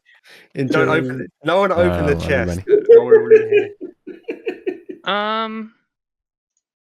I'm kind of curious. Yeah, so Opius will, of course, he's curious about the explosion. So coming in to inspect to see if everyone's okay. Seeing the skull move or anything based on Yes. everyone else's assumptions, he will say something about Thoth. Except he'll just say like Thoth rules instead of the phrase that everyone else did. Mm-hmm. The skull stops flying and drops again inertly. Cool. You know what? Sorry, carry on. Sorry, Corey. And then he'll he'll just cast healing, some cure wounds on Chert here. Much appreciated. Yeah. I promise I'm feeling much better, you all. And that's a success for 2 points of HP. Take it. Nice. And then if he still has movement, he would like to kind of go towards the end of the room to look down that hallway while lighting up a torch if necessary. Yeah, you can see that there's about 10, 20, 30, it's about 40 feet of cave that continues south, bending not towards Justice, but towards the southwest or southeast. Kind of making a very, very, very light short bow kind of looking shape. It's actually gentler than that. But that's fine. It doesn't really matter. And I think it will end up at a wall. It doesn't seem to go any further. Yeah. I'm starting to think. Yeah, you're right, Paul. I'm starting to think this might join up with the mystery kind of well room that we were interested in from our maps. Okay.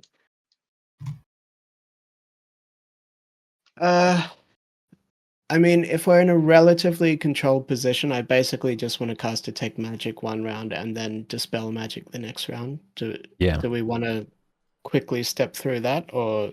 Yeah, I do have one question though. This floating skull, Eric. How many slots? How many slots would it take to carry it? 1. Okay, because this thing is a great point defense, right? Yeah. Totally. Like we for set it our up tower, somewhere. We all know what the password is. We can put it in the tower. So I would. Well, I mean, you could just throw it. Or we just throw it at people, yeah, and it starts. Yeah. Oh my god! Don't try to pick it up until we've done all the rest of this. Yeah. Let's wait till we've done everything else first. Oh, it's our key. Here's a gift. Yeah, totally. It's like also blows up when you touch it. So I cast Detect Magic and get the vibes of this second chest. Yep. Strong evocation vibes. Yeah, Chert's like, Oh man, I thought you checked it for magic. I thought you said you checked it for magic. I did, but no one trusts me. No one trusts me, Chert. That's Sorry. Oh, the old man threw in the ocean at the end. I just checked if it was trapped, to be fair. I mean, do I get more information than that, Eric? Yeah, I mean, if I'm basically identifying it. Yeah, a strong evocation effect aligned with either fireball or explosive runes. Yeah.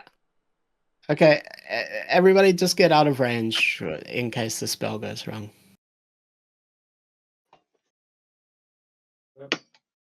Okay. Everyone's ready? Mm-hmm. Yeah. Opius? Oh, yeah, I should probably get out of the way. Mm-hmm. Okay, and I assuming it's explosive runes again, I try to dispel that. And I fail. Ooh, not good. I'll just open it. Let's use some luck on that. And not do a critical failure. Hit it with a dash of luck sauce. Let's see. Yeah. Ooh. Success. Nice. Yes. Okay. Church in the hallway taking notes. Okay, I head up saying... This stone chest still appears locked, like traditionally, just like the other one, while you're examining it. Okay. Like it basically looks identical to the other chest. You know what I mean? It looks identical, so it's reasonable. We're like, Chad, now this might sound bad, but we do need to try and open this next. Yeah, Chad, you're up. Sister, I'm feeling unlucky. Please help me. Don't you have a bard cohort? He's... Yeah, I do. All right, fine. Your luck feels better. Yes, I know. I understand. No, I don't have a bard. But he'll use his luck. He'll use his luck. There we go. Ooh. There we go. Lux? Anybody else? Not. Yeah, he gets his luck back, and Gavdos gets his luck. Oh. Yo. Sister Julia, do you think Chert could get a blessing? We're all stacked up here, and this is very awkward. Okay. Anyone who wants blessings can join me up at the top with my glowing shield. I see. I see. I can read an omen for you. It's my last one of the day. Uh-oh. And it's successful. Okay. Yeah. And I will tell you that the omen that I see for you is you're walking along a woodland path, and your feet squelch as you step in a rabbit's bloody remains. That's the vision I see. That's good luck. All right.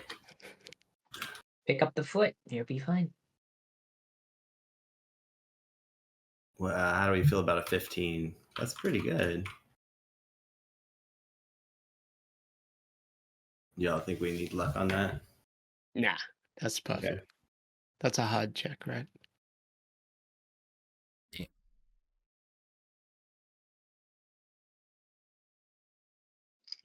$15 luck pick. Okay. A 15 is not sufficient. Boom. No, that's okay. Okay. The only way you're gonna have to take, basically, the only way it's gonna work is that you're gonna have to take time or risk breaking your lockpicks. We could take the time. We got take the time. Yeah. So that's 10 minutes off everyone's light, right? Yeah, exactly. Cool. So then we take the time, and cracking open this this boy, you are not greeted with silver pennies. You are greeted with octagonal platinum coins. Yes. Ooh, la, la, la. So at least 1,000 of them. Come on. No. Nope. Try. There are, in fact, not 1,000. There's only 200. There's 200 ancient octagonal platinum coins. There are each of these is one slot. 3 golden bracelets. There is a silver torque that radiates magic. There is a copy of a codex. Written in the title is the Litany of Light in Mithric. Underneath that is a warhammer that's elegantly made of dwarven make. Also tings of magic, and then a silken bag, and inside are 2 glass spheres. Each of these glass spheres is radiating magic. Yeah, dudes. And I then think I brought shirt today. And then finally, last but certainly not least, are 3 potions in a bandolier. The potions are all cherry red. You know what these are. These are potions of healing. Sick. Shirt just drinks one. Wow. Okay. This is big. Hey, I'm gonna just drink one of those healing potions. That's fair. Yeah. Let's go home. I was gonna eat one. Yeah. Yeah, 200 platinum coins is 75,000 gold pieces. Yeah. Just so everyone. Let's go home and lock in the XP. And All right. level our high how levels. many platinum coins can we get to a slot?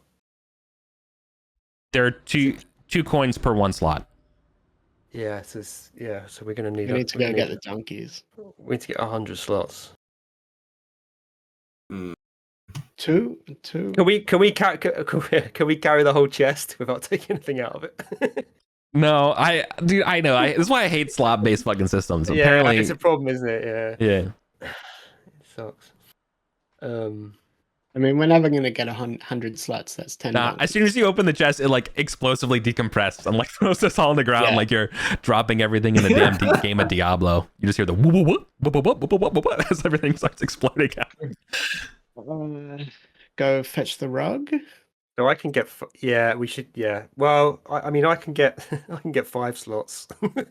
Yeah, right. Yeah. We should take what we carry anyway, but we should come back and get this before someone else. Yeah. Yes. Yeah, So- but let's not take it all. If it's going to level us up, we could leave some of it outside of safety. Well, we could just leave the thing here, and obviously no one's gotten it. Yeah. Dead bodies everywhere. Like the bottom of our stairs doesn't count as safe. But like, I don't know. Let's not try to do so much math that we're like trying to figure out the max EXP we can get or something. What are you all doing with the skull? Just chilling. Is this chilling on the ground next to the treasure? I think we're going to leave it for the moment.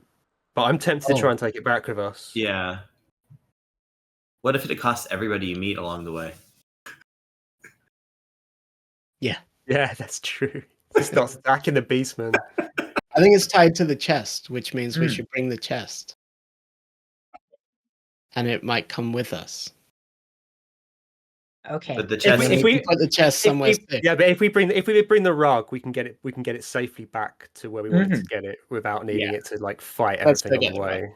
So should we just grab the magic items and then come back, get the rug and come back? Mm-hmm.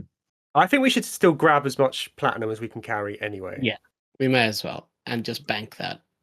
Yeah. Turtle, pick up that hammer out of curiosity. Does he like any? We can talk about it later. Dwarf hammer. Tempting. Let's just put how many slots we have. Chert will reluctantly give up some hand axes. Mm. I have 5 slots. Too many hand axes. And drop a That shield. just takes the bag with the 2 glass spheres. Can drop another shield. Should we go shieldless?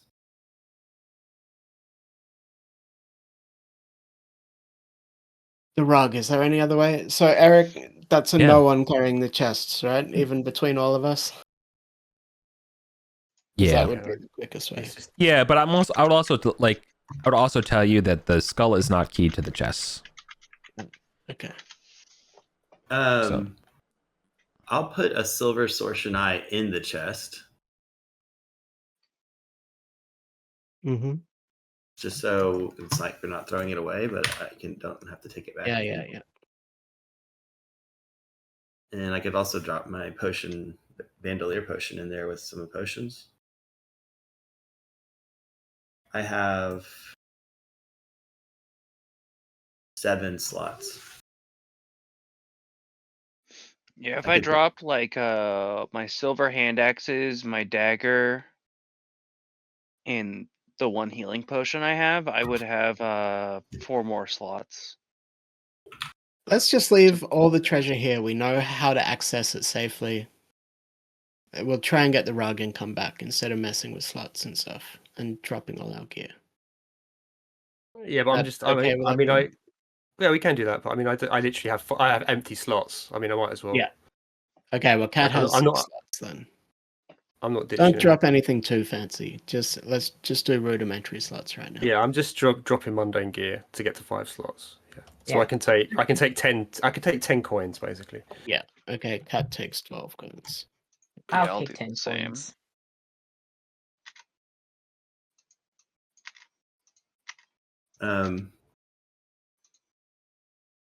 He's leaving a silvered hand axe behind and taking that dwarf hammer. Okay.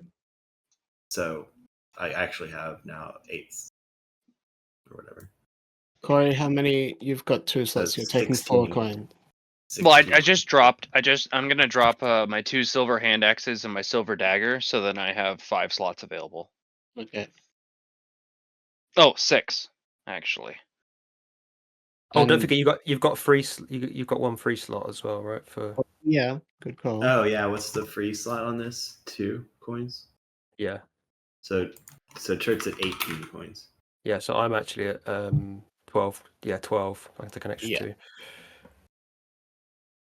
So, Paul, how many how many coins are you taking specifically? 18 coins.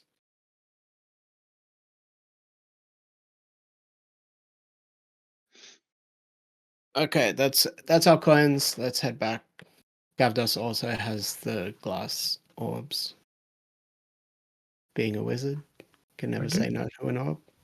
Cool. My man. Let's hope this floating skull doesn't follow us. Yeah. I think we're going. Yeah, before we leave, just to protect against magic missile, Gavdos is going to cast another prod energy on himself before he leaves the room with all the loot. I think we can basically go back exactly the way we came, right? Yeah.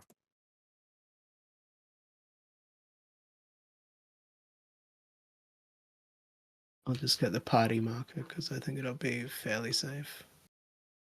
Technically, the basement area I think is now safe. But we can't really sell things there. Mm-hmm. Yeah. If you camp there, you have to sell in the troll market. But if you got back to the basement area, you would get the experience. Yeah, but I mean, we could just get back to our rug. Oh yeah, that's where we're going anyway. Yeah, so we need to go get the rug and get the rug. And then we can. Okay. Yeah. Okay. Good. Because the rug can teleport us to a safe zone. Right. So okay. The party comes back up here. Mm-hmm. It's the skull following us. Yeah, it's the skull following. Just 1 second. No, though, I don't think the skull's not following you, but I'm sure something is. What? There's always something. You say that again? No, that's just flavor. It's just flavor text from the GM there. Flavor's free. Oh my god, are you kidding me? Oh, it's fine. Okay. It's those fucking rats. It's literally the same rats again. They're just angry. They're about to grab the platinum coins. Let's fucking go! Let's fucking go! No, they're not going to chase you. You just hear them squeaking and stuff like that in the distance. They're fine. Okay. They're going to avoid you. Okay. Eric, since it's majority through safe zones, can we just do it through rolls instead of dragging the token around? Yeah. So, mark off your lights for 30 minutes as you go down the stairs. Yeah. I think probably light fresh now then. Light new ones as you need. Yeah. Gavdos lights his lantern. Yep. You're going back through areas that you've already been through, so that's going to be like every 3 turns. I'll roll an encounter check and stuff like that. So don't worry about the stairs. And then 1, 2. Let's just call this whole area 1 encounter check. Mm-hmm. So I'll leave it roll in the rolls channel. Just make sure I don't get a 6. Okay. 1 second. Sorry. You rolled a... Oh, come on. Yeah. What do you want? It's the fucking dice, dude. What do you? Yeah. Just rats. They're friendly rats. Of course it is. Okay, 1 second.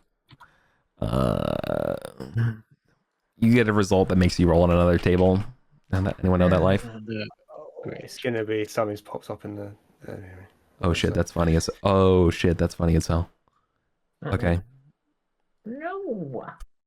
That's what we don't want to hear. We don't want to hear these words, Eric. We don't want to hear these words coming from your mouth. Funny Oh, okay. for us. So the good news is no. Okay, here's the good thing. The good news is that you do get an encounter. The bad news. Sorry. You have two good newses. Okay. Sorry. The good news is that you get. Or sorry. The bad news is you get an encounter. The good news is that they're more in. They're actually talking to Nikios. And stuff across the other way. You see that there is a rather arrogant Whiskin wizard argue with Nikios about the rates, about using the stairs. Oh. But you guys are okay. Okay. Well, let's just try and not wizard. draw attention to ourselves. Does he look familiar, Eric? Is this the alchemy lab wizard? Not too familiar. Is he wearing purple? No, he's not wearing purple. Okay.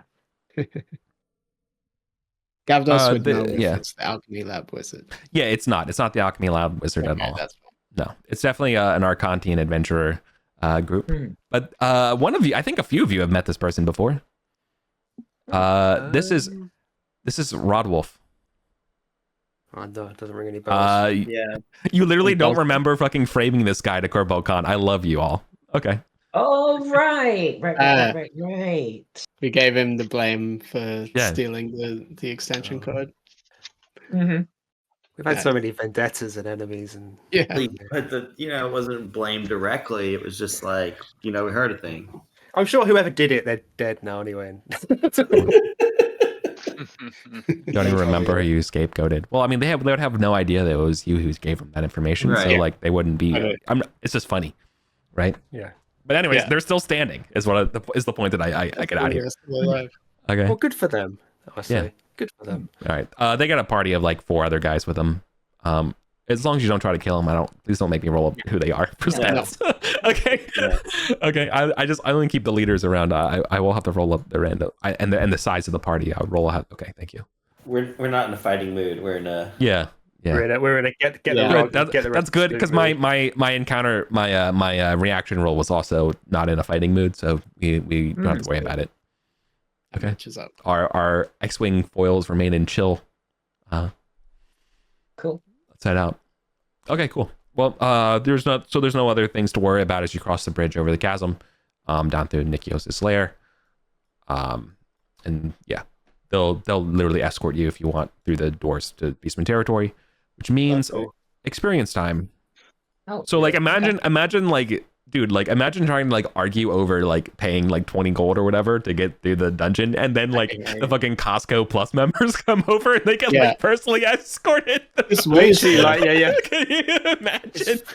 Just flick a platinum coin over. You know what I mean? Like getting fucking shook down, and then these other like elite adventurers come through, and everyone's like, "Oh, Vulgarians! Our favorite founders discovers our Rex. Come on this way." Yeah, no, 100%. You're getting like the VIP adventure status. As you're going through here, I wanted to be very clear about the disparity of like the difference in treatment in Arden Vul that you guys have all rightly earned at this point. That's cool. Like after 107 sessions, the boot was on the other foot for a long time.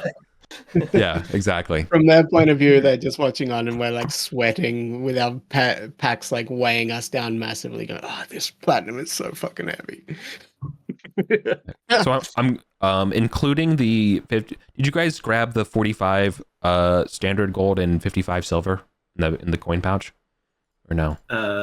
We probably did and then dropped it. I don't know. Yeah, I said Chert handed it to Gavdos. So all right. So walk me through what did you bring back for treasure right now to get experience? Because you're definitely getting 275 experience of combat, but I don't know what you're getting from. Actually, you should be getting a little more. You should be getting 200. You're getting 295 because I need to include the rats. I think there's 70. Is that 72 coins? Is that right? 42. 56, 28, 70, 40. And don't forget the 9 coins for mortal men. Oh, I can't forget those. In their whole, yeah. You should give one to Yeah, a whiskey. 72. Okay. So for now, that's 72 by 375. A lot. I got 74. 27,000 already. We're going to tap out just on this. All right. Let's leave So, the rest of the coins there. did anyone bring back any of the other bit, like the bracelets or anything? And this, we're just coined out. Brought back the spheres. Right. Yeah, but they're magic. The orbs. And you always got to ponder the orbs. I respect that. Okay. So then, all right. That means of this amount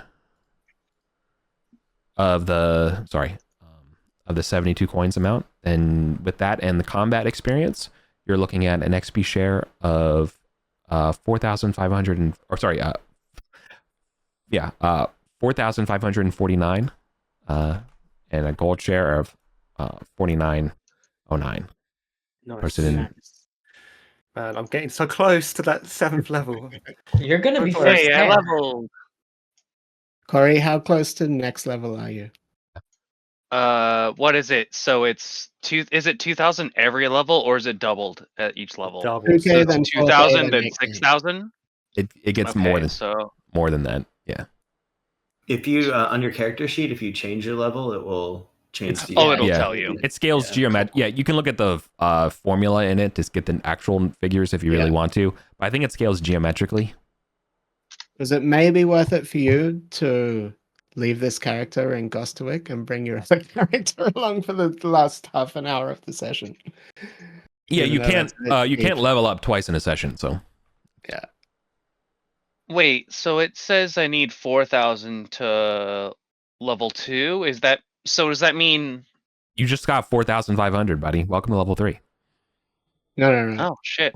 Right? I was only at level 1, so I don't skip levels, correct? Yeah, no, you don't skip levels. Nope, that means you're ending the session today at 3,999 experience. You need 1 experience to level next time you play. Yeah. Cool. I will bring Eldridge with us then. Right. Is that too cheap, Eric, to do that? Yeah, I would rather kind of just wrap up. Or like do some kind of downtime division things than go out and farm stuff for the last 10 minutes, if you don't mind. Well, the thing is, like, I mean, I'm only leveled. Right? I'm only 4,000 off level 7. That's the thing. But... Yeah. So let's go back. Aren't we supposed to play till 5? Yeah. Till 5, right? We have. We can go back and get more, but yeah, I don't. Fine, we can go back and get more experience, but I'm not going to allow you all to switch out characters and stuff like that. Yeah, it's like meta. That's pretty meta. Yeah. Okay. No, leaving it there for another session to play and go it as like I think that's totally cool, but like right now I don't, No, because like SJ and Kalamanos and Gavdos could all potentially level if we go back, so it's definitely worth it. Yeah. Go back. But level up to level 3. Yeah, if we go back, Opius wants the silver torque.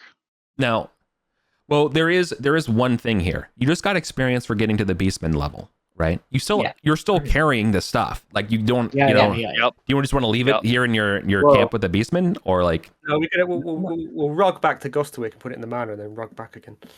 Yeah, and then bring the rug with us to where the skull is. Got it. Yeah, and then we're just going to use the rug to get it all back to the manor, and then we'll take the rug back to where it was. Yeah, but then that gets rid of all the experience, though. I know. Yeah, that's but fine. we can soak it all. You're tapped, but okay. Like I still need 10k even to level, okay. And then I can go into the next level after that again.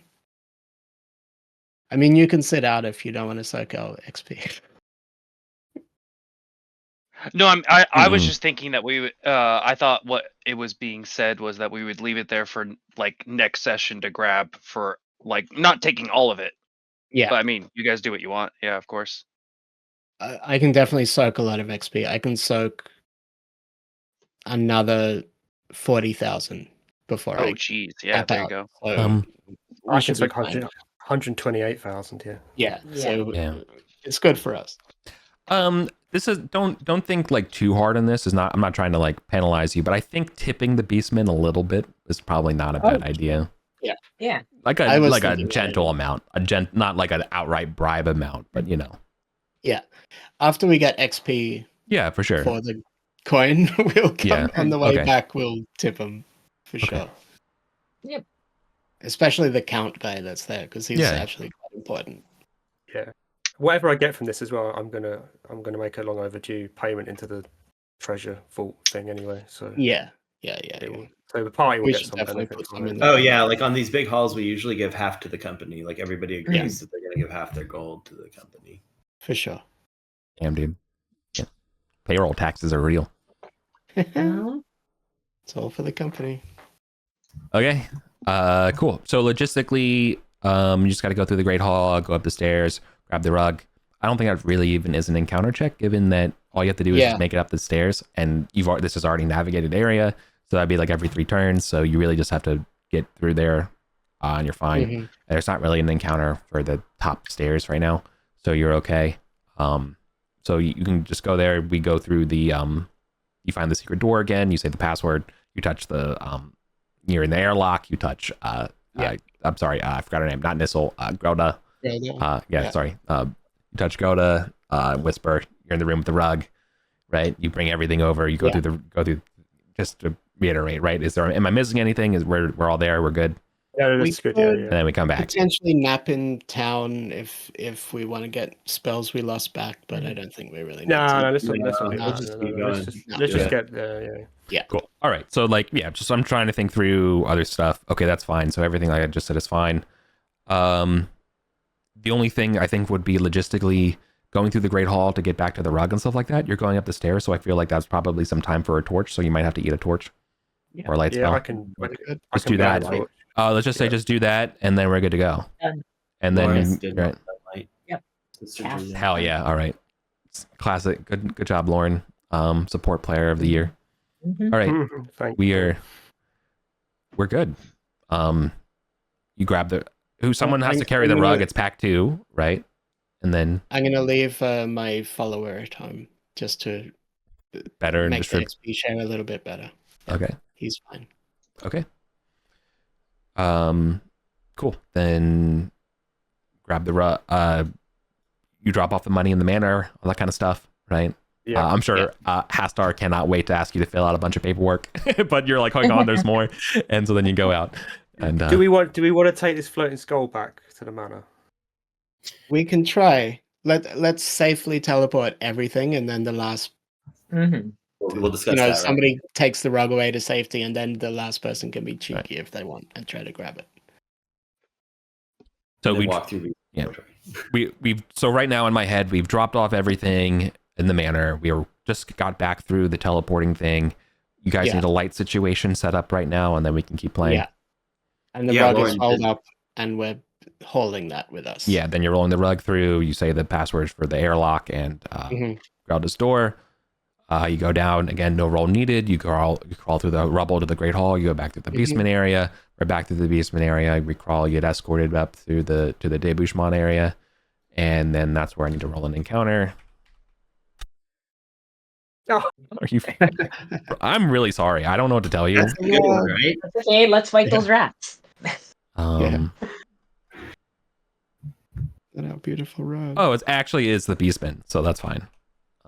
Okay, nice. Yeah. Okay. Well, +2. That just means they ignore you with +2, so don't worry about it. Away you go. Heck yeah. Okay. The baboon's mastery of Thoth is still okay. Yeah. It's still roped up and everything, and the door's still spiked. Yeah. Just give me 1 second.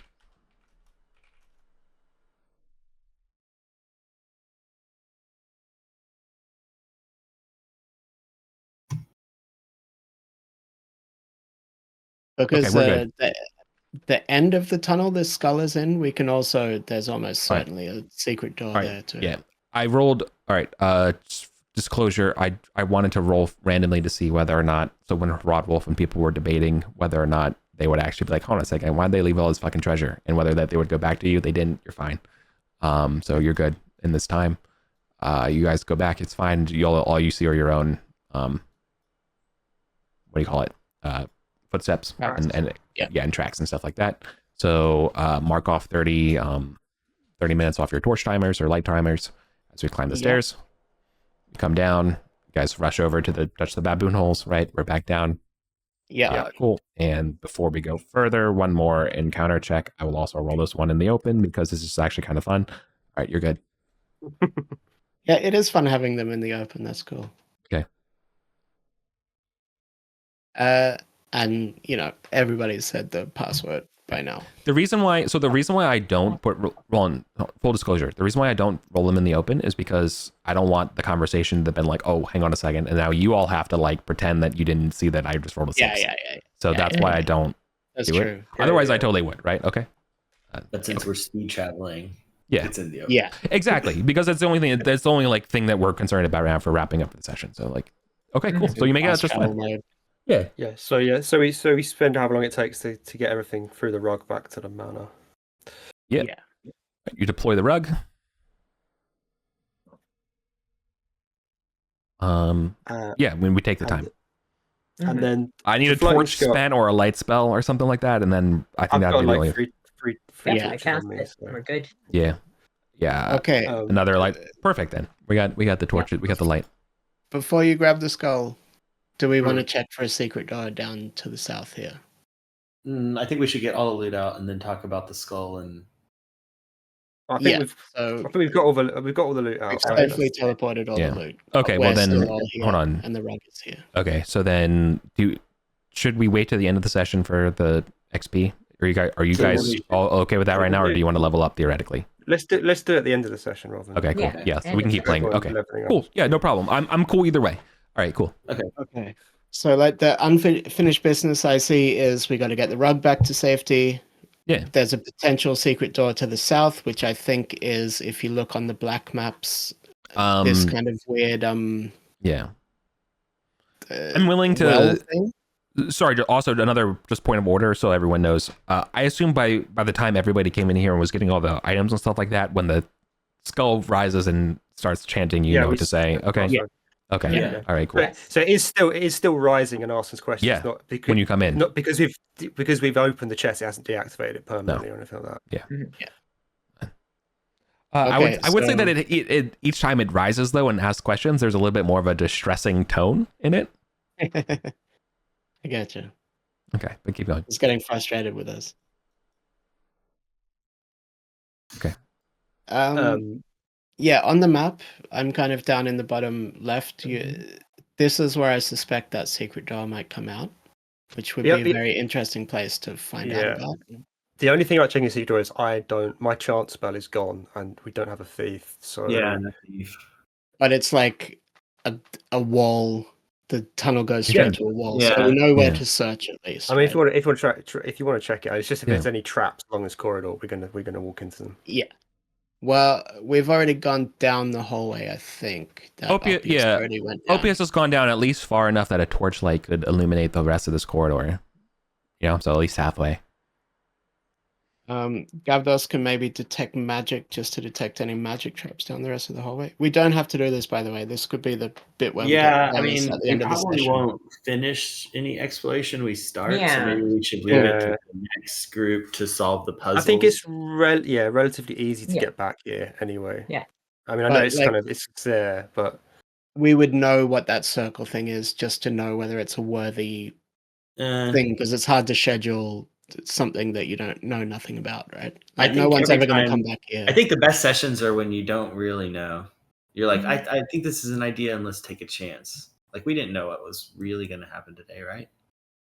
Yeah, I mean, part of why I was interested in this was to know what's beyond the skull. Sure, it's unconvincing. I can check it by myself if you guys are worried or anything. If you wander off while we're rolling up the carpet, I mean, you'll need stop you. You'll need a light source to see down there. Yeah, if you're going by yourself. I mean, we can just leave it. I mean, I don't want to. We should only do it if the group's interested in it. But we have like half an hour, and it's like something that's been showing up in the planning chat before as something circled. What is this? That's my only logic. I know. I know it's super boring and horribly meta, and I hate saying this, but it's just Calamanos has been at level 6 for about 40 sessions. Yeah. And the last thing he wants to do is after getting this hall is to get vaporized by something. Yeah. That's the only thing. Like... That's the only reason why I'm hesitant. I know that's a really boring reason. If I was a player, I'm there with you. I'm sympathize with that for sure. Not to weigh anyone's decisions. Yeah. Okay. Yeah. How about this? We go down, we examine. If we can find something, we just open it and peek, and then we're out. That's all I'm asking. To peek into that room. Oh, yeah. As long as we're not advancing If in. you open that door and there's a 16th level arch lich behind it, Tick and Fane. Yeah, well, why don't you guys all stay near the rug? Well, we Okay. still need somebody to get the rug out. Okay. I can do the carry peeking rug. because I can gaseous form away. Yeah. Okay. Go for Sounds it. like You a want to have a buffer look? You go have a look. Yeah. Actually, I don't even need to peek it. I can gaseous form through the crack if there is a crack. Almost every door we've found is cracks. Has cracks. Church Yeah, just looks at Calmos. It's almost like they don't want to live. All right, I'm gonna do the gaseous form gambit to explore that room, if that's okay with everybody. Who Yeah. are Calamar's you as a standing group on the taking rug. the rug back, or are you teleporting back and then one person brings the rug away? No, I think we should all take the We're rug all As a back. group, going. you're taking it back. Yeah. One Okay, person going is so- the recipe for disaster. Yeah. Gavdos will say, "Please excuse my curiosity. I'm gonna have a quick peek."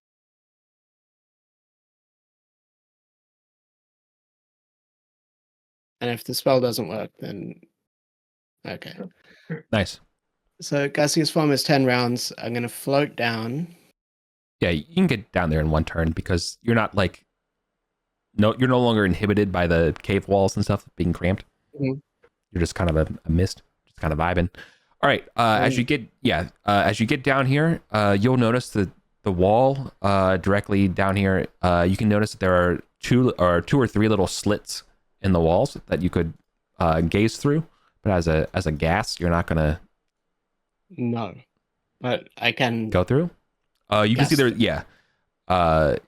Yeah. So you get the sensation that there's a large chamber that you're peering into. Okay. Just by the sense And of the does air it- and things around. Are the slits like cracks around a secret doorway, or The more like eye holes? eye holes. They're evenly spaced around where an modal-heighted Thothian priest might be. Okay, so it's like eye holes in this wall. Correct. The south. That's well. I mean, even though it's the direct south wall. When I say direct, relatively. Yeah, the end of the hallway. Correct. And can I sense any danger? Yeah, you can sense unease. Okay. Beyond. You get the. In fact, I think probably even in the dark, there is something even darker than dark. Beyond the cave wall, there is a large monolith. Oh. Wait, hang on. In the dark, you can even it's like darker than dark, and you can see it. How dark it is. Vanta Black. Yeah. Right, we found another black monolith, right? Yeah, was that on Yeah. this level? On the halls of Thoth. Look, if you come to where I am. Yeah. There was So evil black So monolith. you're seeing. Yeah. Yeah. this peeks into that room would be my So guess. you're basically you're seeing basically the apex of the monolith. Yeah. Okay. So that's exactly it.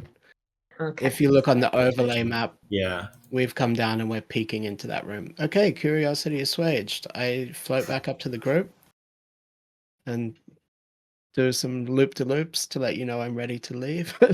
Do we want to do anything with do we want to take the floating skull with us, or are we like? I mean, I think it would be really cool, and I would totally like to. How do we make sure it's safe? Everybody else leaves the room, and whoever wants to take the risk takes the risk. The floating skull craves purpose. Oh. It We wants to. can't really command it. Maybe we need to think about it. Maybe we can leave it here and think more carefully about what we want to do with it, like the potential resource. And, 'Cause it's not. It's going to attack anyone else, right? Unless someone else works out how to do the puzzle. Yeah. But I don't have an immediate use Yeah. for it. I just thought we could put it in the vault to defend our vault, or we could put it at the rug to defend the rug. But maybe I think it's worth trying. In very like broken, and like very like broken Mithric, as it's trying to use like the Thothian priest stuff. It's communicating. Please, purpose. Give purpose. Oh. So that's what I think. I think someone should come back with with like a comprehend languages or speak languages or something. Is that spell? I don't know. And give it proper instructions. Holy purpose. It's kind of what it's probably would be able to give you the most, like what you're able to derive from. I'm just needs holy purpose.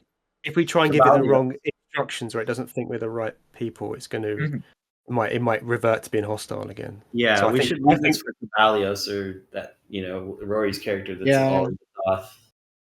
But I think we should definitely come back and do something with it, and also check out Monolith Room potentially. But I think the priority is to get the rug to safety for the moment. If it wasn't, sorry. I'm so sorry. There's one more detail I needed to add. If it wasn't clear already, those chests and like the chainmail that you found, this was a cache from belonging to the Priskins. Yeah, that's what we thought. Yeah. Okay. Sorry. Yeah, we suspected that. But why were there bodies there? Oh, yeah. What were there were other bodies too? How many bodies were there? Just two? There were two. Okay. One was wearing orange chainmail. One was a thief of some kind. Oh, we teleport the bodies away as well, because we had the plan to potentially use them to frame the Priskins, right? With the statue foot. Yeah, we can do that as part of it while we're getting rid of all the loot. Yeah, we take the bodies as well through the. Don't worry, Sister Julia. We're just gonna give them a proper burial. Oh boy. Oh boy. Oh yeah, you too, obvious. Just help me with the feet. As founder of the company. Oh, you always put in that one, Julia. Grab the feet. Yeah. Yeah. You're our boss. Throw the weight around. Yes, that's founder. It's my name on the company. Please do not besmirch our reputation. Okay. No. We'd never do that. When have we ever done that, Julia? You're not gonna grab the feet. There's no besmirch. Extremely honourable, pious company. Okay, grab this rug. Let's go. Yeah. Okay. Yeah. Oh, all right. All right, Just Julia spoken. Let's go. Oh, I mean, yeah. Okay. Run. Okay. Downstairs. Same way. Down the stairs. 30 minutes. 30 minutes off the torches. Yep. Okay. All right. One encounter lantern with my last oil. One encounter roll. You're safe. Okay. You can make it back. Nice. Okay. Do we put the carpet back where it was from and then go back to Osterwick? Sounds good. We all sleep safely in our beds. Our beds of money. Okay, so now experience-wise, I'm gonna need a hand from you all. There's 128 platinum coins left. Got it. Yeah. There with the gold torch. That's 48,000, by the way. Yep, I got no. There were 3 golden bracelets. There was a magical silver torque. Yeah, there was a Litany of Light Codex. Yeah. The Warhammer, the 2 spheres, and earlier there was a coin purse with 45 gold and 55 silver in it. Yeah. Hell yeah. Oh, and the 500 ancient silver in the top chest. Oh, 500 plus. You didn't give an exact figure. It was 500. Okay, so 5. Oh, that coin purse is now. Yeah. Oh, okay. Well, that's actually pretty easy then. Masterwork leather armor. Yes. 2 potions, short sword, silver sword. Silver sword, Shinai. Yeah. Masterwork leatherwork armor. Yeah, that stuff doesn't count for money. Yeah. Sorry. Okay. Even masterwork stuff, I'm not gonna say it's counts. Okay. The 45 gold and 55 silver. Yeah. Equipment that you can kind of commission and buy is like not really treasure. That's just like good equipment. Yeah. That's just gear. So I'm not gonna argue that it's treasure for XP. Okay. Sorry, I wasn't. No, you're good. You're good. So that means the final XP share for this batch is pretty good. Oh, hold on, I'm giving you a stolen valor. You did not deal with the skull this time, so it's actually less. So you're just getting 49,000 expressly total gold recovered, which spreads out to be a total of 98,000 XP. 9,800, 9,800, 9,800, not 98,000. 98, yeah. Do we want to detect magic on the treasure? Yeah. Yeah. I'll just cast as many as I can in a row, and you guys allocate it from most interesting to not. Nice. So let's do that. I did max out, but that experience would have put Chert to like, let's see, level 3 items get. Level 5, but he's level. No. Maxed out level 3. Damn. Yeah, that probably would have put me at maxed out level 3 as well. We want to identify the silver torque for Opius. Sorry, the wasp finally got me. Ah. Oh no. Oh shit. Oh, by the way, Ed, I flashed Ed. Okay, what items are we identifying first? I'm definitely interested in the silver torque. Yes. Yeah, the dwarf hammer. Second. Since Gavdos is the magician, he's identifying those orbs first. I'm sorry. Fair enough. Yeah. Okay. You can identify both orbs. So these are basically not scrolls. They do have sort of like a jelly kind of like almost like a potion like effect inside of them, but rather than ingesting them, you throw them down and they explode and they do the thing that you want. The first one is it's an arcane orb of destruction. It is literally a fireball spell. Nice. That's throwable. That's sick. Just like a oil, like, you know, you have to throw it. It's an attack roll of 10 to make sure it goes where you want it to. Okay. And the second one is a arcane orb of protection. And this actually gives you the benefit of the resilient sphere spell. Ooh. That's cool too. Holy shit. Yeah. So there you go. Okay. And it lasts for 5 rounds. Yeah. Smash to activate. That one, I mean, you probably are going to throw at your feet. So like there's probably not an attack roll needed for it, but if you wanted to throw it somewhere else, similarly, you know, hit the area of AC 10. The other okay. Yeah, that was my pick, so you guys pick whatever you want. I mean, that silver talk is probably sick. Mm-hmm. Yeah. I thought we did it your way and voted on things and put A and B and C and. No, I meant for the identifying. We've got 2 other things to identify. I think Corey wanted to do the silver torque. Yeah. Okay, that's fine by me. The torque of protection says I guard, written in Mythic. It is a +1 to AC. Furthermore, it's shatterable like a shield. Oh. So you have to wear it. You have to be holding it to get the +1 to AC. You wear it on your head, or sorry, you wear it around your neck. You wear it around your neck. Yeah. Oh, okay. And the benefit of it is that yes, it gives you a +1 AC, and it can be broken like a shield. Okay, that's cool. Yeah. So if you had a shield and a torque, yes, you could shatter one and then shatter the other. That's cool. But if you're not proficient with shields, you can still shatter this, you know, savior. Does that make sense?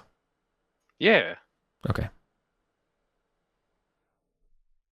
And the dwarven hammer?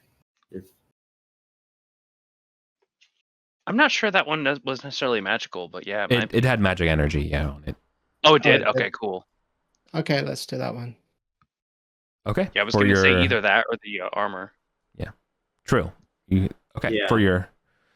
Fair enough. For your third and final detect magic roll of the evening, you identify this dwarven made warhammer as a warhammer +2. Very nice. Nice.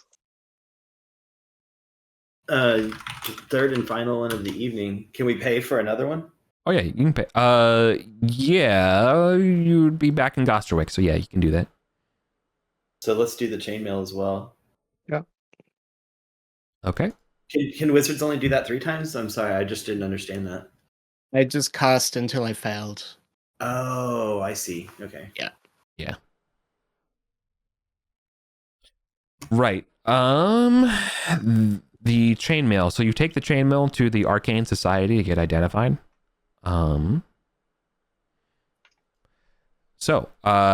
This is a very pretty set of chainmail. So here's how this works. So this is Masterwork chainmail. It does not confer a magical benefit. However, this Masterwork chainmail can be worn by anybody. It does not require proficiency. Oh. Oh wow. This needs to be repaired. Yes. It just requires being repaired, but no one knows how to repair this because it's made out of infused arcanum inside of it. Right? So it's as light as like mithril chainmail would be, you know, like Masterwork chainmail. So it's basically Masterwork chainmail, but it's damaged, so it's 1 AC less. Okay. But yes, so like I guess the most advanced property of this is that magicians and wizards and witches can wear it without it interfering with spells, requiring no training. Yeah. That's nice. Spoiler: Gavdos is going to be requesting that. The chain links as well all are basically elegantly carved arcanum Sorcian knots. Oh. That's binding cool. It all together. We can probably predict that this would be a little bit like the Stolen Valor effects, that if the Priscans see us wearing this, they're not going to enjoy that very much.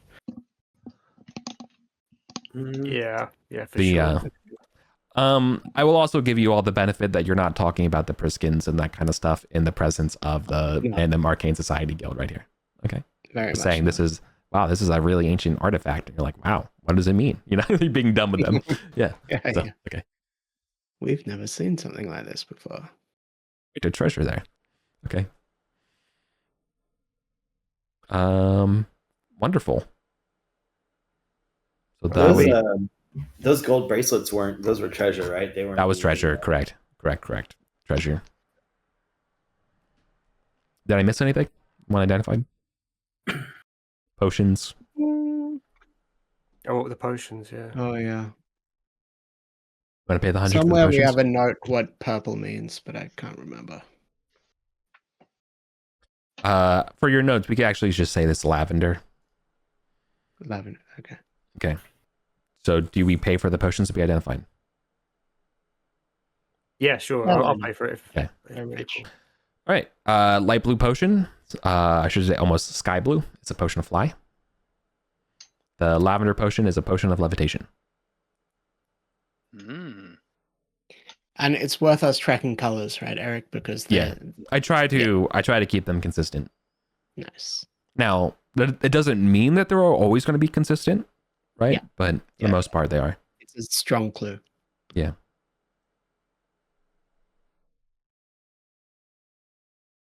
Okay.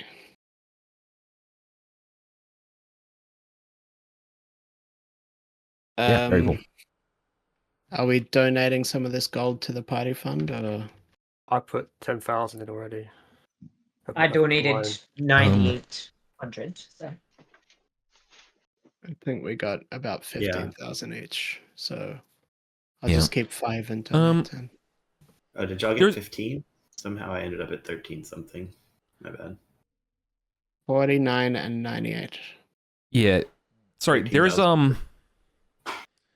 one additional point of treasure and the way we played this game that I want to make sure this was a mea culpa because I didn't read this part earlier, but just so how you know how this stuff operates in the future. The Sorcian eyes, because you got a new one as well. Yeah, the silver. Right. When you I think you should know this either from research, through investigations and stuff like that, and not through trial and error here, because I played this wrong. when you put the same eye set together, there is an effect that happens, but it also consumes the eyes. Okay. So note that if you ever going to do it. Okay? So keep that in mind. I don't want to penalize you for that change. Just going forward. That's actually that combination consumes both eyes. Nice. So, like in the past, they've like stopped statues from attacking or runes from exploding or something like that. No, that's fine. Like holding them and stuff like that is totally fine. It's when you put them into the philosopher faces for effects, which you've done before. And so you got a free pass on me till to that point. But that is actually something that happens to them. Oh, they get consumed when we say teleport with them or something. Correct. Okay. These again, I'm giving you even more. It's when you use the same color like coded. So like silver, gold, that those combinations consume the eyes. I'm not telling you all the effects of everything like that. I'm just telling you that be aware that those ones will consume the eyes because you've done gold in the past, I think, and that should have consumed them and they didn't, and that was my bad. So I'm just letting you know. You can keep those for sure, but like I'm not asking you to retcon. I'm just saying going forward. All right. Okay. Pretty fast, easy session. Good job. Leveling up.